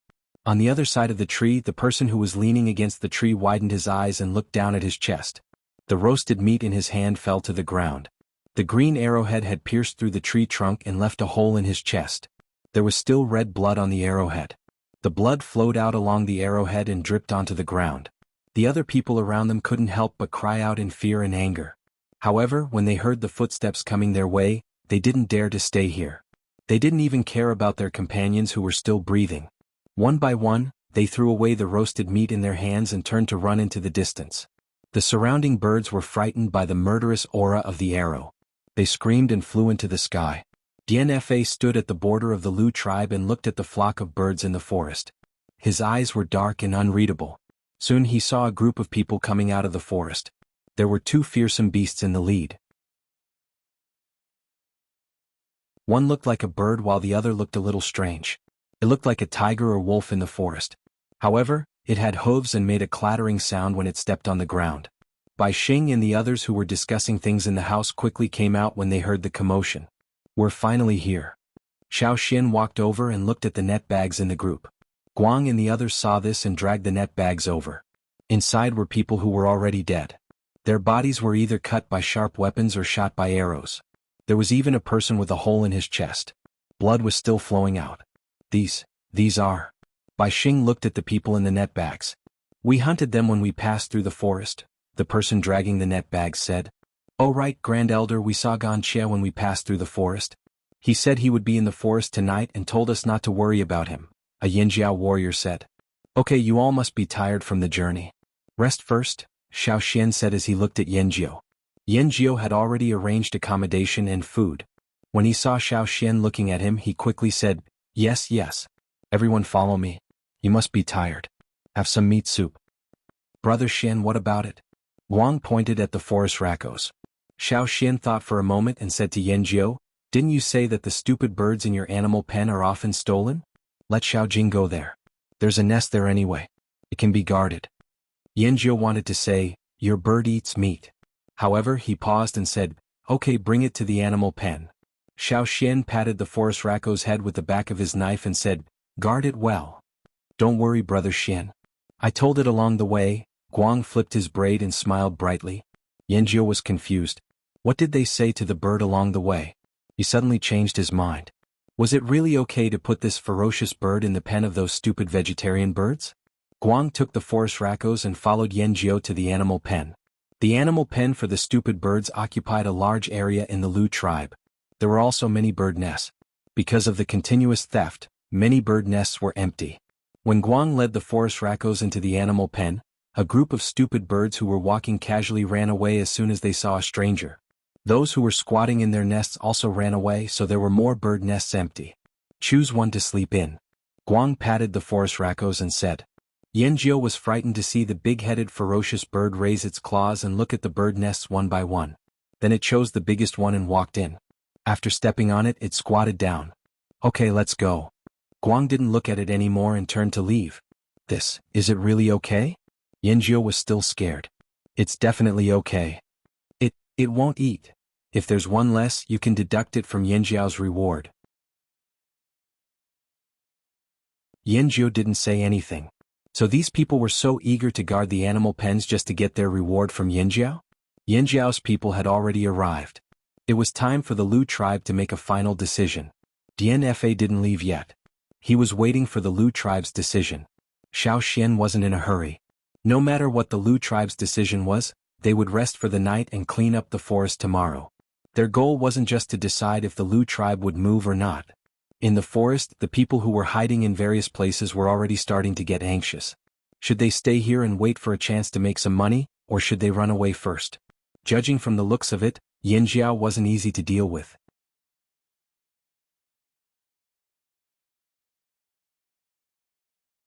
Chapter 767.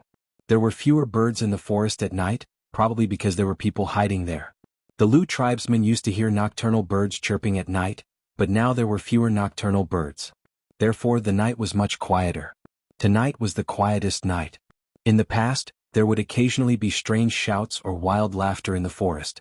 Tonight those sounds were gone.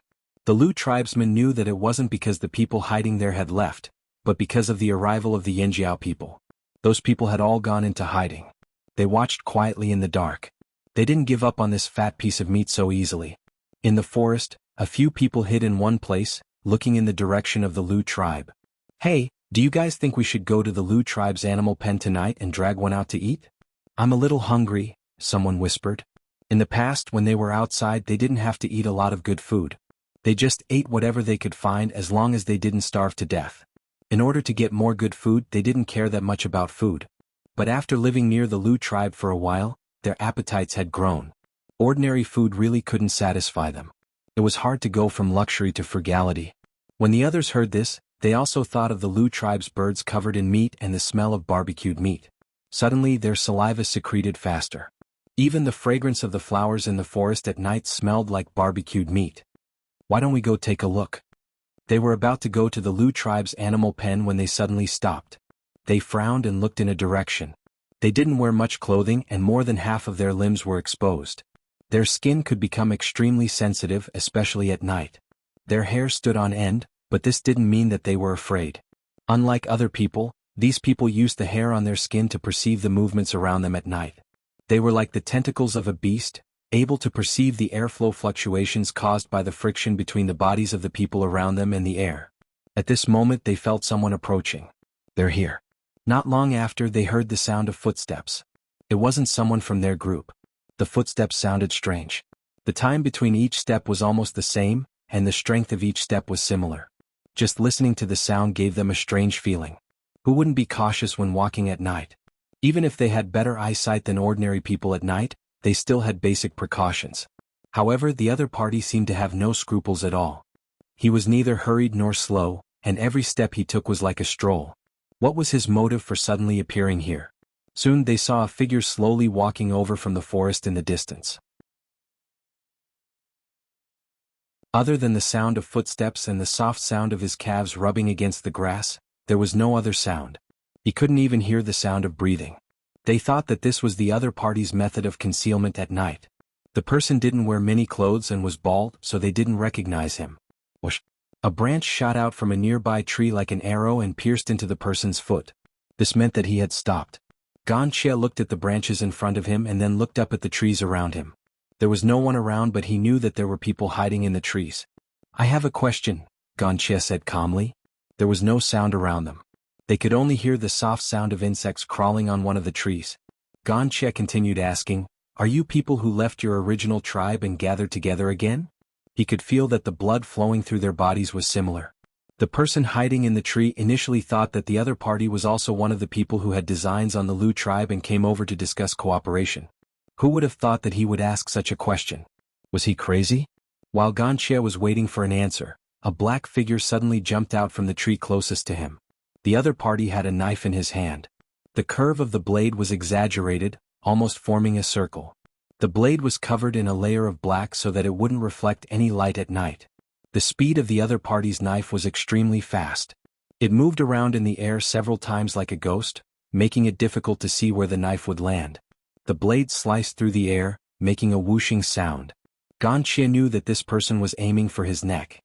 Many people would aim for fatal areas such as the heart or the carotid artery. After all, no matter how strong a person's body was, it would be difficult for them to survive such an injury. At first, Wuxia didn't want to dodge. It wouldn't matter if his carotid artery was cut. He didn't have any blood to lose anyway. However, when he thought about how Xiao Xian said that he wouldn't be able to survive without a head, Wuxia hesitated. The knife looked like it was going for his neck, but what if it cut his head off? Everything happened in an instant. From the other party's point of view, Wuxia only paused for a moment. Soon Wuxia dodged the knife. He wasn't afraid of the knife at all. He shook his shoulder and collided with the other party. Wuxia's body was stronger than the Yinjiao people. His bones were even harder than the Yinjiao totemic warriors. The person who attacked Wuxia didn't look weak either. In fact, if Wuxia and the other person were to be compared at the same time, the other person looked stronger. However, at the moment of collision, the sound of bones breaking could be heard. The other person was sent flying and landed heavily on the trunk of a tree. The crown of the tree shook from the impact. It looked like the leaves were about to fall off. The knife didn't injure the other party. Instead, one of the people on his side was sent flying. At this moment, the other people hiding in the tree were shocked. After a short moment, they surrounded Wuxia. They could tell that Wuxia was a very strong person. They had to work together to win. They didn't think about what would happen if they lost. After all, no matter how strong a totemic warrior was, he would be crippled under such a joint attack. The sound of joints cracking could be heard. Long claws popped out like the claws of wild beasts. It wasn't clear if the claws were special to their bones or if they were made of metal. They twisted their wrists and their fingers were like spinning knives. They slashed towards Wuxia. Wherever they went, the air hissed. They were like poisonous snakes hunting in the dark. There were also people with strange knives in their hands. They slashed towards Wuxia with a cold light that couldn't be seen in the dark. The 5 of them attacked Wuxia with the weapons they were used to. The sound of punches and kicks, the sound of knives hitting hard objects, the sound of bones breaking, and the screams of people mixed together. It sounded like the cries of ghosts and howls of wolves. Even the trees in the area were shaking. The sound spread to the Lu tribe. The animals in the animal pen started to get restless. What happened? The Lu tribe guards looked over nervously. They didn't know what was going on. No one went out at night, right? No one. We don't go out at night. The Yinjiao people didn't go out either. That's good. Don't worry about it. Just guard your place. Don't worry about anything else, the leader said. Although he said that, the guards kept looking over at the forest from time to time. They wondered what was going on. Did the people hiding in the forest start fighting? Or did someone else come over? Ever since the incident happened, the Lu tribesmen had been under a lot of pressure. Every movement made them overthink. While the Lu tribe guards were distracted, not far from the animal pen where the dumb birds were kept, 3 figures took advantage of the fact that the moon was obscured by the clouds. They approached the animal pen. Although they were curious about what was going on in the forest, they knew that this was a good opportunity to make a move. While the noise attracted the guards, they would be able to make a move on the animal pen where the dumb birds were kept more smoothly. During this period of time, they had been working almost every day. They took turns. Today it was one person, tomorrow it was another person.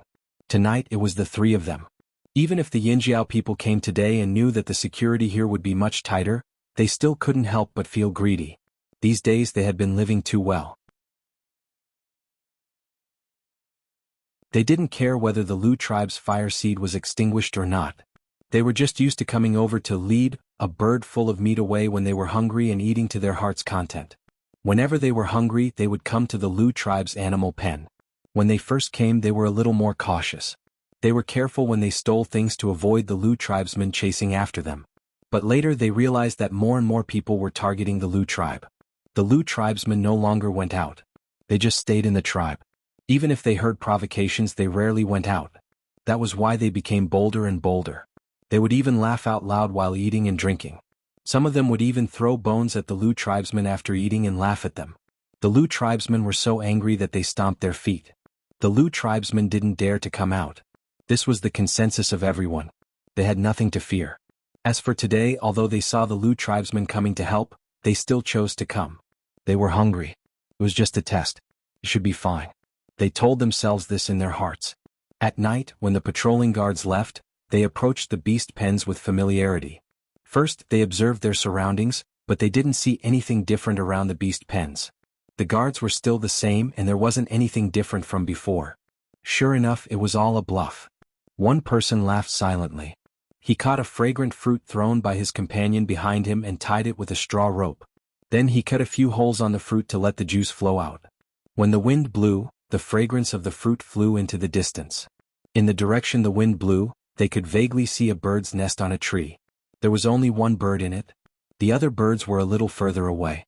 They were cautious. They knew that they couldn't attract too many stupid birds at once. Otherwise, they would be too big of a target and easily alert the guards of the Lu tribe. The few times they were discovered by the Lu tribesmen, it was because they attracted too many stupid birds at once. So they were discovered by the guards and it took them a lot of effort to escape. So, since then they learned to be smart. Every time, they would pick a bird that was a little further away from the flock and nest it in a bird's nest alone. The person holding the fruit approached the fence of the animal pen and skillfully threw the fruit towards the blurry figure. The fruit was tied with a straw rope. It drew an arc in the air and stopped about 10 meters away from the bird's nest. Because the ground was covered with grass and the fruit was soft, it didn't make too much noise. Although stupid birds were stupid, they had a good sense of smell. They had already learned the technique of stealing birds. They knew the best distance and the fruit landed on the predicted landing spot. Tap tap tap. The sound of the bird's big toe stepping on the ground rang out. The person was happy. It's coming. Many times, even if they avoided more birds, the fragrance of the fruit might still attract 2 or 3 birds at once. They still had to spend a lot of effort to steal the birds out.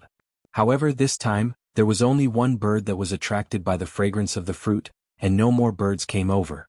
That was even better. It saved them a lot of trouble. Judging from the sound, this bird was quite big. That made them even happier. He hid behind the fence. Because he couldn't see the situation inside, he could only judge by the sound. There was no one else. The patrolling guards didn't come. The bird had already stopped at the place where they threw the fruit. The person holding the straw rope felt the rope in his hand being pulled. He knew that the bird was about to eat, so he quickly pulled the rope out. But when pulling the rope, he had to be skillful. He couldn't be too fast. If he was too fast, the stupid bird wouldn't chase him at night. But if he was too slow, he would be eaten by the stupid bird. Thinking of this, the person was quite proud. One person concentrated on pulling the rope, listening to the sound and judging the behavior of the stupid bird. The other person was breaking the fence. Behind them, there were still people on guard to see if there were any patrolling guards from the Lu tribe. Hurry up! Someone behind urged. The 2 people who were squatting beside the fence were also anxious. The Lu tribe's guards were already here. The person pulling the rope sped up. After pulling for a while, he stopped. When he felt the rope was struggling, he continued pulling. The other person made a hole in the fence. Because these fences were often broken, the Lu tribe repaired them in a hurry. The trees they used now weren't very good, so the gaps between the logs were bigger. This made it easier for them to break the fences. They cut the ropes connecting the logs, pulled out the logs that could be pulled out, and sawed the ones that couldn't be pulled out. As long as they put something on the saw, the sound of sawing wood would be reduced a lot. The sound of a big toe stepping on the ground was getting closer. Judging by the sound, I know it's a big guy. Hee hee. The person sawing the log whispered. Actually, if they had more strength, wouldn't it be easier to just carry one out? Unfortunately, they didn't have the strength, so they could only try harder. The person pulling the rope didn't laugh. He always felt that today's bird was a little different from the previous ones. He stretched his neck and looked through the hole in the fence. He vaguely saw a bird's shadow. Although it was a little different from the previous ones, it wasn't as fat, but it shouldn't be a problem. They didn't see the Yinjiao team today.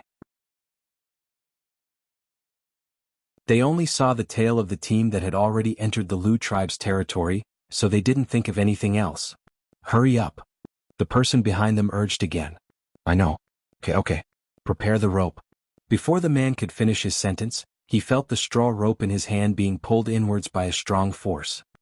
He was caught off guard and crashed into the fence that had not been pulled out yet, making a loud bang. What's going on? The person next to him who had just finished sawing wood asked.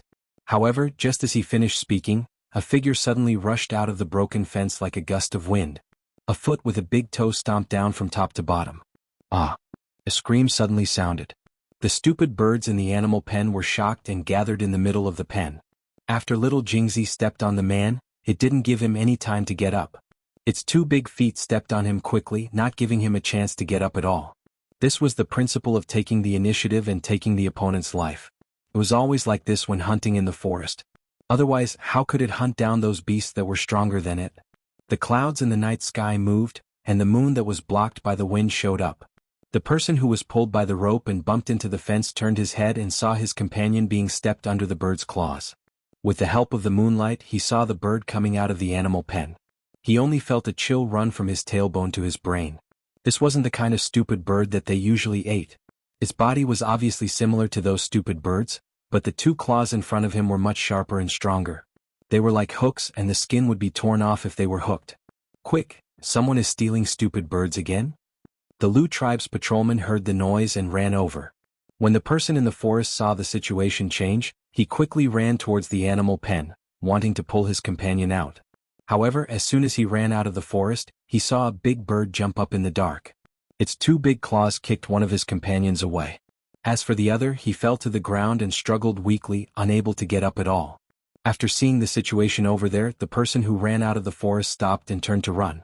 The Lu tribe's people were already here, and the two men were injured. He definitely couldn't escape from the Lu tribe's pursuit with the injured. It was better to escape first.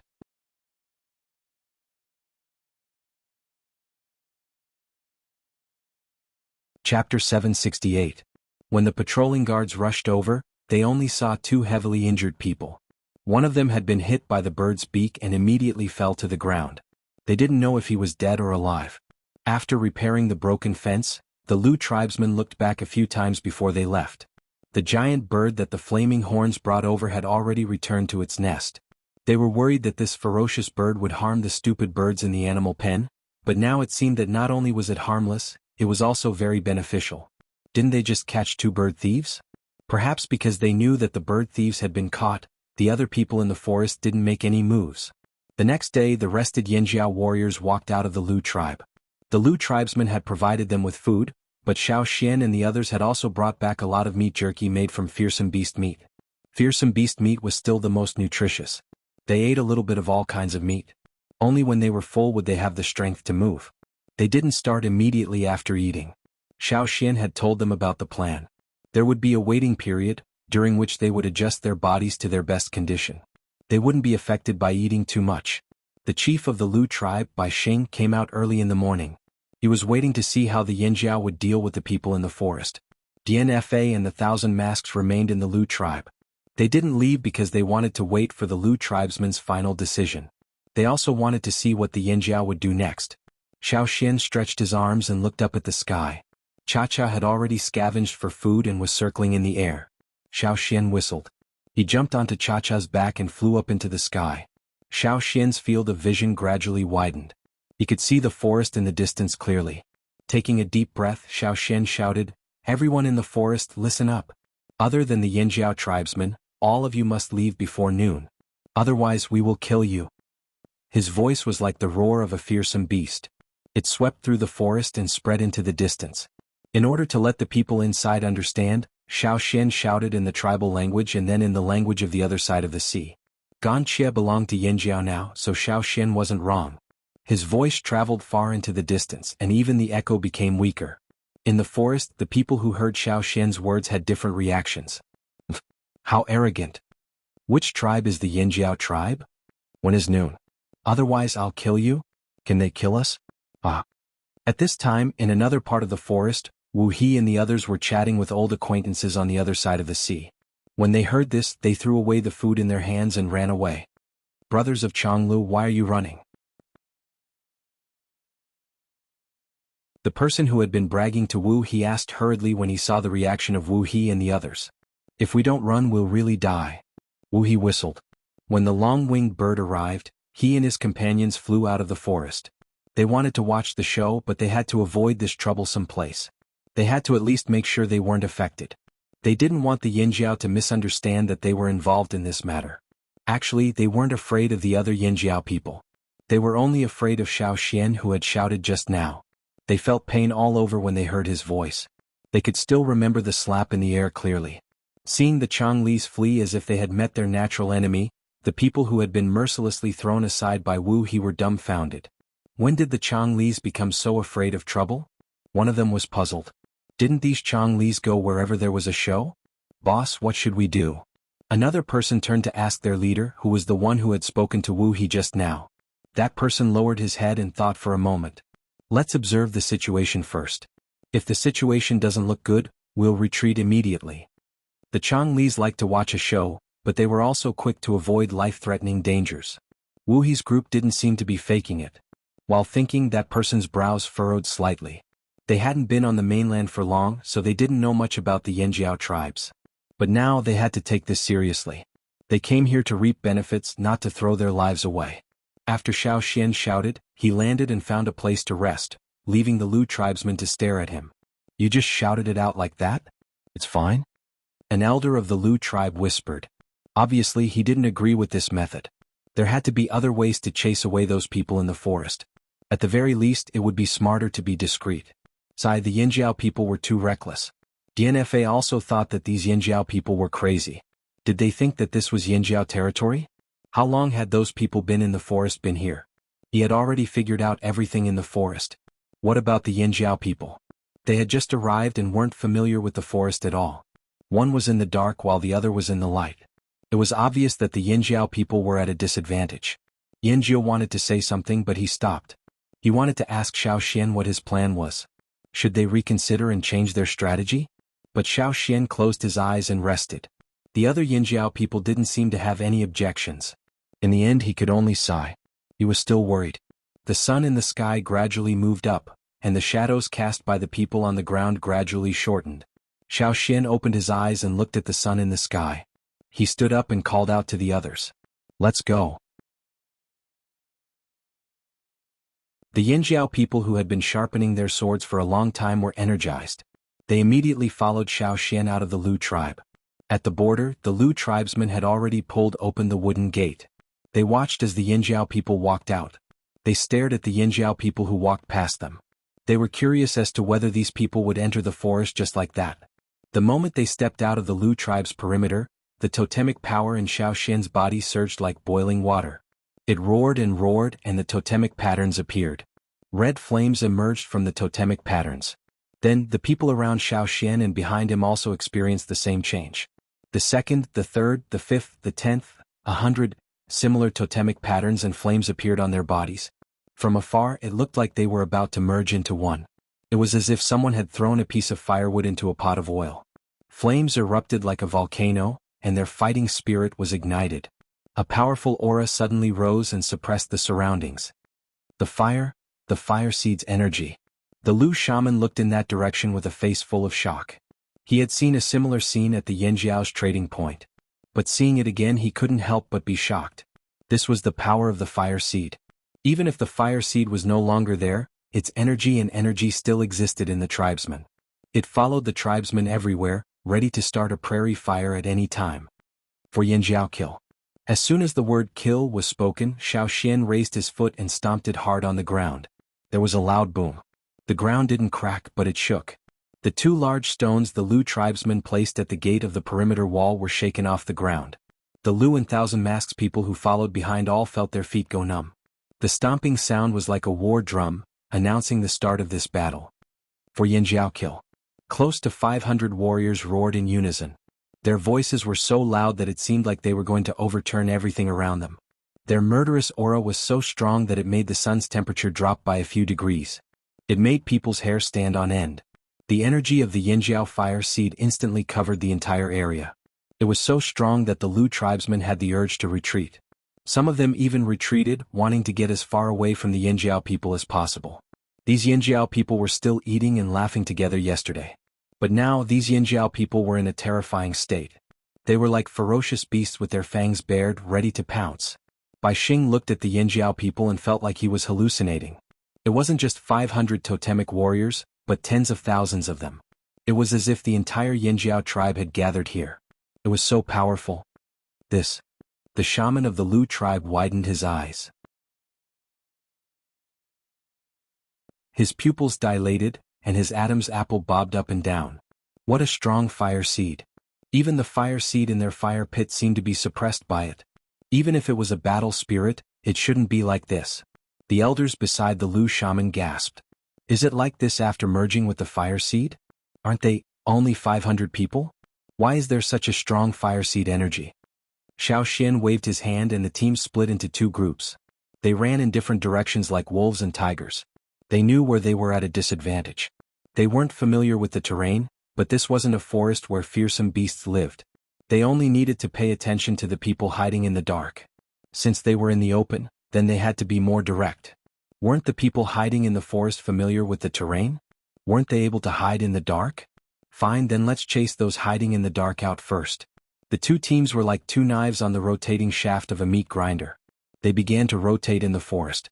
The people in the group were like fearsome beasts rushing forward. The ground under their feet trembled under their feet. They didn't seem to want to hide anything. The people in the forest felt the ground tremble closer and closer. Every sound was like a sudden clap of thunder, shocking them to the core. Some people who heard the shout in the morning and didn't leave were already regretting it. Leave. Or stay here. Maybe if they avoided the Yinjiao tribe's search they would be fine? Many people thought so. However, they soon realized that they didn't understand the Yinjiao people. Boom. A tree trunk as thick as 5 people was brutally kicked by a Yinjiao warrior. Half of the tree was kicked away. The tree is down, let's see where you can hide. Change trees? Go ahead, let's see if you can escape faster or if we can surround you faster. The knives and axes in their hands flashed with cold light under the scattered light in the forest. The sharp edges of the knives and axes cut through the air, drawing a cruel cold light. You damn Yinjiao people. Before the heavy branches fell to the ground, several figures were forced to flee in different directions. Dozens of arrows pierced through the trees, whistling through the air as they chased after them. The warriors with knives, axes, hammers, spears and other metal weapons followed closely. In this chase and encirclement, the division of labor was clear. One group was responsible for fighting, just like the wolves in the wolf pack who were responsible for chasing and intimidating the deer. The other group was responsible for attacking in the open. There was also a group of people who lowered their presence in the group at the beginning, but were secretly looking for opportunities to take their lives. Imitation was human nature and instinct. The ancestors of the tribesmen imitated the beasts in the forest to hunt. The predators in the forest had all sorts of ways to obtain food, and the tribesmen learned a lot from them. Then they summarized, passed down, and improved. Even now, the Flaming Horn tribe was able to feed the entire tribe with just the things they paid in the Flaming River trading point, the crops in their fields and the animals in their animal pens. However, they never stopped hunting. Because of this, they were able to maintain their peak condition and fight at their best. Bang, bang. The sound of bowstrings vibrating could be heard. The arrows whistled through the air as they flew towards the forced-out targets. Some of the arrows were meant to chase or block, while others were full of killing intent. The arrows stabbed into the ground, splashing up countless pieces of grass and dust. Ruthlessness flashed in the eyes of the person who was forced out. He stomped his feet and gripped the hilt of his sword tightly. He turned around and slashed with his sword. The next moment, his sword collided with the saber that was shining like a cold star, creating sporadic sparks. At some point he thought he was going to be sent flying. However, with a clang, the sword in his hand was cut in half. He didn't even have time to react. The knife that broke the sword didn't slow down and quickly slashed across his throat. Even though he reacted quickly and tried his best to dodge, he still couldn't avoid the killing intent of the knife. Blood spurted out from his neck. The man holding the broken sword staggered 2 steps forward, his face still full of shock and fear. Xiao Xian didn't look at that person again and continued forward. The other Yinjiao warriors also followed, the air currents from their movements pushing the people standing there to the ground. The fallen man looked at the bloody figures stepping over him and deeply regretted not leaving when he heard the shout in the morning. If he had left, he wouldn't have died here. His vision gradually darkened. He didn't have time to regret. Before he died, he thought that the other people who stayed in the forest would probably end up like him. If he could do it all over again, he would definitely run away as soon as he heard the words, Yinjiao. No amount of temptation was more important than his life. The blood-stained Yinjiao warriors didn't look at the fallen men, nor did they think about what they were thinking before they died. They continued to clear out the people hiding in the dark in the forest. The smell of blood in the forest became stronger and stronger, carried farther and farther by the wind. The people who thought they were lucky heard the sound getting closer and closer. Even their bones trembled. If they left now, wouldn't it be too late? In the distance, scavenger birds smelled the scent and flew over. On the Lu tribe's side, the people standing on the outer wooden walls listened to the movements in the forest. They looked at the trees that were kicked into the air from time to time, and the muscles at the corners of their mouths twitched. In the past, when the Yanjiao tribe was still in the fearsome beast forest, Yanjiao often brought people with him to deliver baby beasts. However, he had never seen the Yanjiao people in battle. More accurately, he had never seen them in their hunting mode. Too cruel. The current chief of the Lu tribe, Bai Xing, looked over in a daze.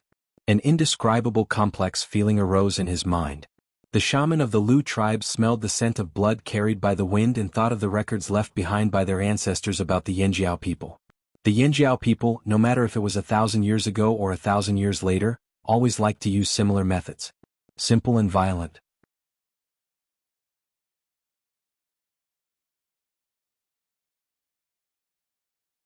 Chapter 769.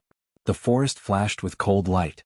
The sounds of metal, people, branches breaking, and arrows flying through the air were mixed in with the smell of blood and carnage. Xiao Xian raised his hand to wipe off the blood that splashed on his face and continued to walk forward. Suddenly Xiao Xian stopped in his tracks and the team slowed down. Xiao Xian saw Gan Xie standing beside a tree not far away. On their way here they had seen a few people lying dead on the ground. Judging by the wounds on their bodies, it was easy to tell who killed them. Most of them had been killed with their bare hands and the method was similar. There were also bits and pieces of gray linen in the surrounding bushes. Gan Xie had many wounds on his body. If he was a normal person he would have died many times over. However, Gan Xie was still moving like a normal person. There was no pain on his face. When he saw Xiao Xian and the rest he even greeted them calmly. He must have gained a lot from last night. Xiao Xian thought to himself. Xiao Xian didn't stay here for long. He signaled the others to follow him and continued to sweep forward. The two teams moved in two different directions. Like the blades on the rotating shaft of a meat grinder, they cleaned up the forest around the Lu tribe from the inside to the outside. Gan Xie wouldn't join them. After all, this operation focused on teamwork. Gan Xie couldn't adapt to Yanjiao's operation. He didn't want to join them either. It seemed like he had another target. Moreover, from the looks of it, Gan Xie was heading towards his target. Xiao Xian didn't need to call him along. After Xiao Xian and the rest left, Gan Xie looked up at Yang Guang. At this time the Yang Guang was not as strong as before. It was closer to dusk. Gan Xie's cloak was mostly destroyed, and it hung on his body in tatters. Gan Xie didn't mind it at all. He sniffed the air and he could tell that there was a faint scent of blood in the air. The source of the scent was the target he was looking for. Gan Xie didn't know why he could accurately identify the smell he was looking for. Perhaps the changes in his organs caused a change in his sense of smell. Moreover, the way he identified the smell of blood wasn't from the wind. It was from another smell in the blood that didn't spread with the wind. Perhaps it was a unique smell in the blood of people who had merged with the fire seed. It was different from that of normal beasts. Even though the people were downwind and the wind carried away the smell, Gan Xie could still tell. After waking up from his long sleep, he was extremely sensitive to the smell of blood. There were no bloodstains on the ground. They covered it well. They also took into consideration the direction of the wind, but it still couldn't escape Gan Xie's nose. Perhaps they didn't know that other than the smell of blood, there was another smell in their blood that couldn't be affected by the wind. Behind a bush as tall as a person clutched his abdomen. He breathed carefully and looked around nervously. His eyes were full of fear. He was at his limit. Fortunately, they were quite far from the Lu tribe. The Yanjiao team shouldn't be here. They had been active in the area around the Lu tribe for a long time. They were familiar with the area. They escaped quickly and left the people behind them behind. Did they escape death? His heart was filled with apprehension and regret.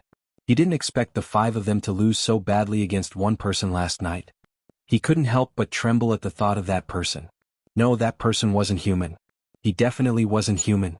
Otherwise, why couldn't they kill him? Luckily, he escaped quickly. Otherwise, he would have died like his 4 companions. As he was thinking, he suddenly heard rustling sounds approaching.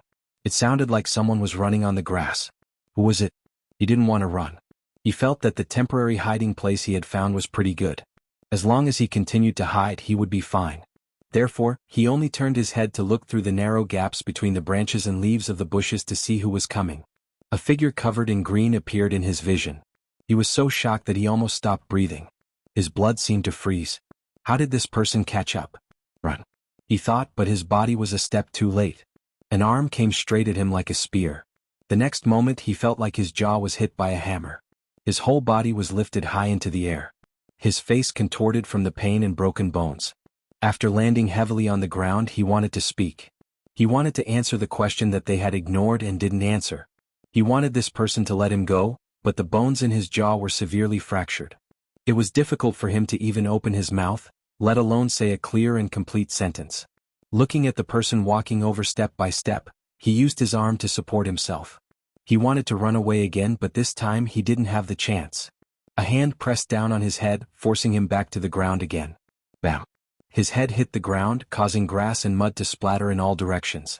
He was already seriously injured, so he couldn't withstand the impact. His mind was in a mess. Crack! There was the sound of bones breaking. The person on the ground stopped breathing. Wuxia retracted his hand from the person's head. When he got up, he was still confused. Why did these people look down on tribesmen? It had nothing to do with their strength. After all, these people weren't that strong. Wuxia didn't understand. Why did these people feel so superior when they no longer lived as tribesmen? Although these people didn't answer Wuxia's question directly, their reactions and words were filled with disdain. It wasn't just these 5 people. There were others too. These people from the other side of the sea made Wuxia unhappy when they talked about tribesmen. When he was in a bad mood, he didn't hold back. Weren't these people tribesmen too? Even if their way of life had changed, they shouldn't be so disdainful. Did the fire seed change, or did the people change? Wuxia maintained his posture and started to think. No, the fire seed was still the fire seed. It was just that the people had changed. Just like himself. Wuxia rubbed his fingers. The blood on his hand was still warm. It was much warmer than the blood on his body. That was because Wuxia didn't have any body temperature. Wuxia didn't look at the person on the ground. He glanced at the trees in front of him. He wanted to walk over, but after looking at the sky, he turned and walked back to the Lu tribe. He was hungry. When he saw the blood, he felt hungry. He even wondered if he should use the man's blood to alleviate his hunger. However, this was just a thought. He didn't actually do it. He wasn't interested in drinking human blood for now. After Wuxia left, a few figures walked out from the bushes in the direction he was looking at. Their faces were pale and they were frightened. They came from a mid-sized tribe in the central region. After merging with the fire seed, the people in the tribe were like wild horses out of control. All kinds of thoughts started to form in their minds. After hearing about the Lu tribe's situation, they came over to take advantage of the situation. Who knew that they would almost lose their lives before they could take advantage of the situation? They didn't come out when Xiao Xian shouted in the morning. They only came out when they heard the Flaming Horn tribe's frightening movements. They thought they had already left the warning area, but when they heard the commotion, they decided to come over and take a look.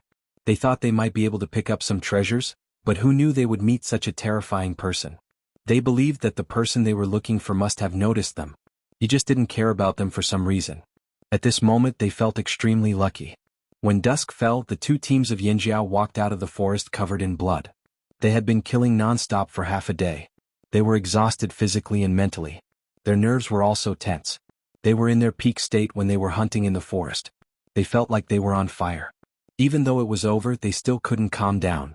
However, even though they were still excited, their bodies were still exhausted. Even if their bodies were made of iron, they would still get tired. They weren't Wuxia, so they were about the same. But even if they were tired, they couldn't stop the strong murderous aura and the smell of blood from their bodies. Every pore on their bodies exuded a strong murderous aura. It made them look like ferocious beasts. Anyone who looked at them would feel a chill run down their spine. Even people who were used to seeing blood and death couldn't help but avoid them at this moment. When the Lu tribesmen saw the Yinjiao people coming over, they immediately opened up a path. They were nervous when they were more than 5 steps away from the team. After coming out of the forest, the people in the team felt much more relaxed. They even put their arms around each other's shoulders and laughed. It was just like when they were returning from a hunt. The injured had already been sent to the Lu tribe for treatment. They brought their own medicine. The medicine in the Lu tribe wasn't any better than the Yinjiao medicine. Bai Xing was just about to go up and say something to Xiao Xian when his gaze swept past the Yinjiao team. He looked at the back of the team and asked, "Hey, who's that?" Xiao Xian turned his head and smiled. "It's Wuxia, the one who was with us before." He was wearing a cloak. The Lu tribesmen were shocked. Was this the person who was stabbed with a sword but was fine? Yesterday, Wuxia was wearing a cloak and a hood so they couldn't see his face clearly. Also, he wasn't here last night so they didn't know what he looked like. Now that he wasn't wearing a cloak, they could see his face clearly. But after they saw him clearly, they were even more shocked. Wuxia's original appearance was only slightly greener than a normal person's. There wasn't anything special about him. But now, when Wuxia came out of the forest, the wounds on his body were exposed to everyone. Wuxia didn't look strong. At least compared to the Yinjiao people, Wuxia looked thin and weak. His cloak was tattered from the fight in the forest and it couldn't cover the wounds on his body. At this moment there were countless wounds on Wuxia's body. His chest, back, limbs, neck and even his face were all healed. Some of the wounds were only scars left. They were of different lengths and densely packed together. It was a shocking sight. Some people were impressed. Wuxia was indeed a brave warrior with such terrifying injuries. It wasn't hard to imagine the danger he faced in the forest. But there were also some people who saw something else. Because they saw it, they were even more shocked. They looked at Wuxia with respect and fear. More than half of those wounds would have been life-threatening if they were on a normal person. It would be a miracle if they were still alive. But there were also some wounds that were truly fatal. For example, the most obvious ones were around his heart, neck and other places. Just by looking at the wounds, one could roughly estimate the depth of the wounds. Cuts, stabs, and other wounds would have been fatal if they were on a normal person. But Wuxia was just like yesterday. He was completely fine. His face was calm and he didn't look like he was injured at all. DNFA looked at Wuxia in shock. This person was even more dangerous than the Yinjiao people. Where did the Yinjiao people find someone like him? Why did he join the Yinjiao people? Elder Xiaoxian, the people in the forest. Bai Xing asked. There shouldn't be any problems around here. Unless someone is hiding and hasn't been found by us. Xiaoxian looked around the forest. Flocks of scavenger birds were already moving around in the forest. Thank you. Bai Xing said solemnly. The promised reward will be sent tomorrow. Okay. Since it was a deal, he had to take what he had to take. Xiaoxian thought of something and said, We'll leave once you're done dividing the reared beasts. Hearing this, Bai Xing paused in his actions and remained silent. We've already done what we have to do. We won't stay here forever. We won't interfere with your decisions. But if you want to move and merge your fire seed, these 2 days are the best time to do so. The threats around them had been dealt with. Those who had gone into hiding wouldn't come back anytime soon. This was a good opportunity. If they missed it, they wouldn't have another chance. They couldn't have too many distractions when merging their fire seed. I understand. Bai Xing gritted his teeth. He had already made up his mind.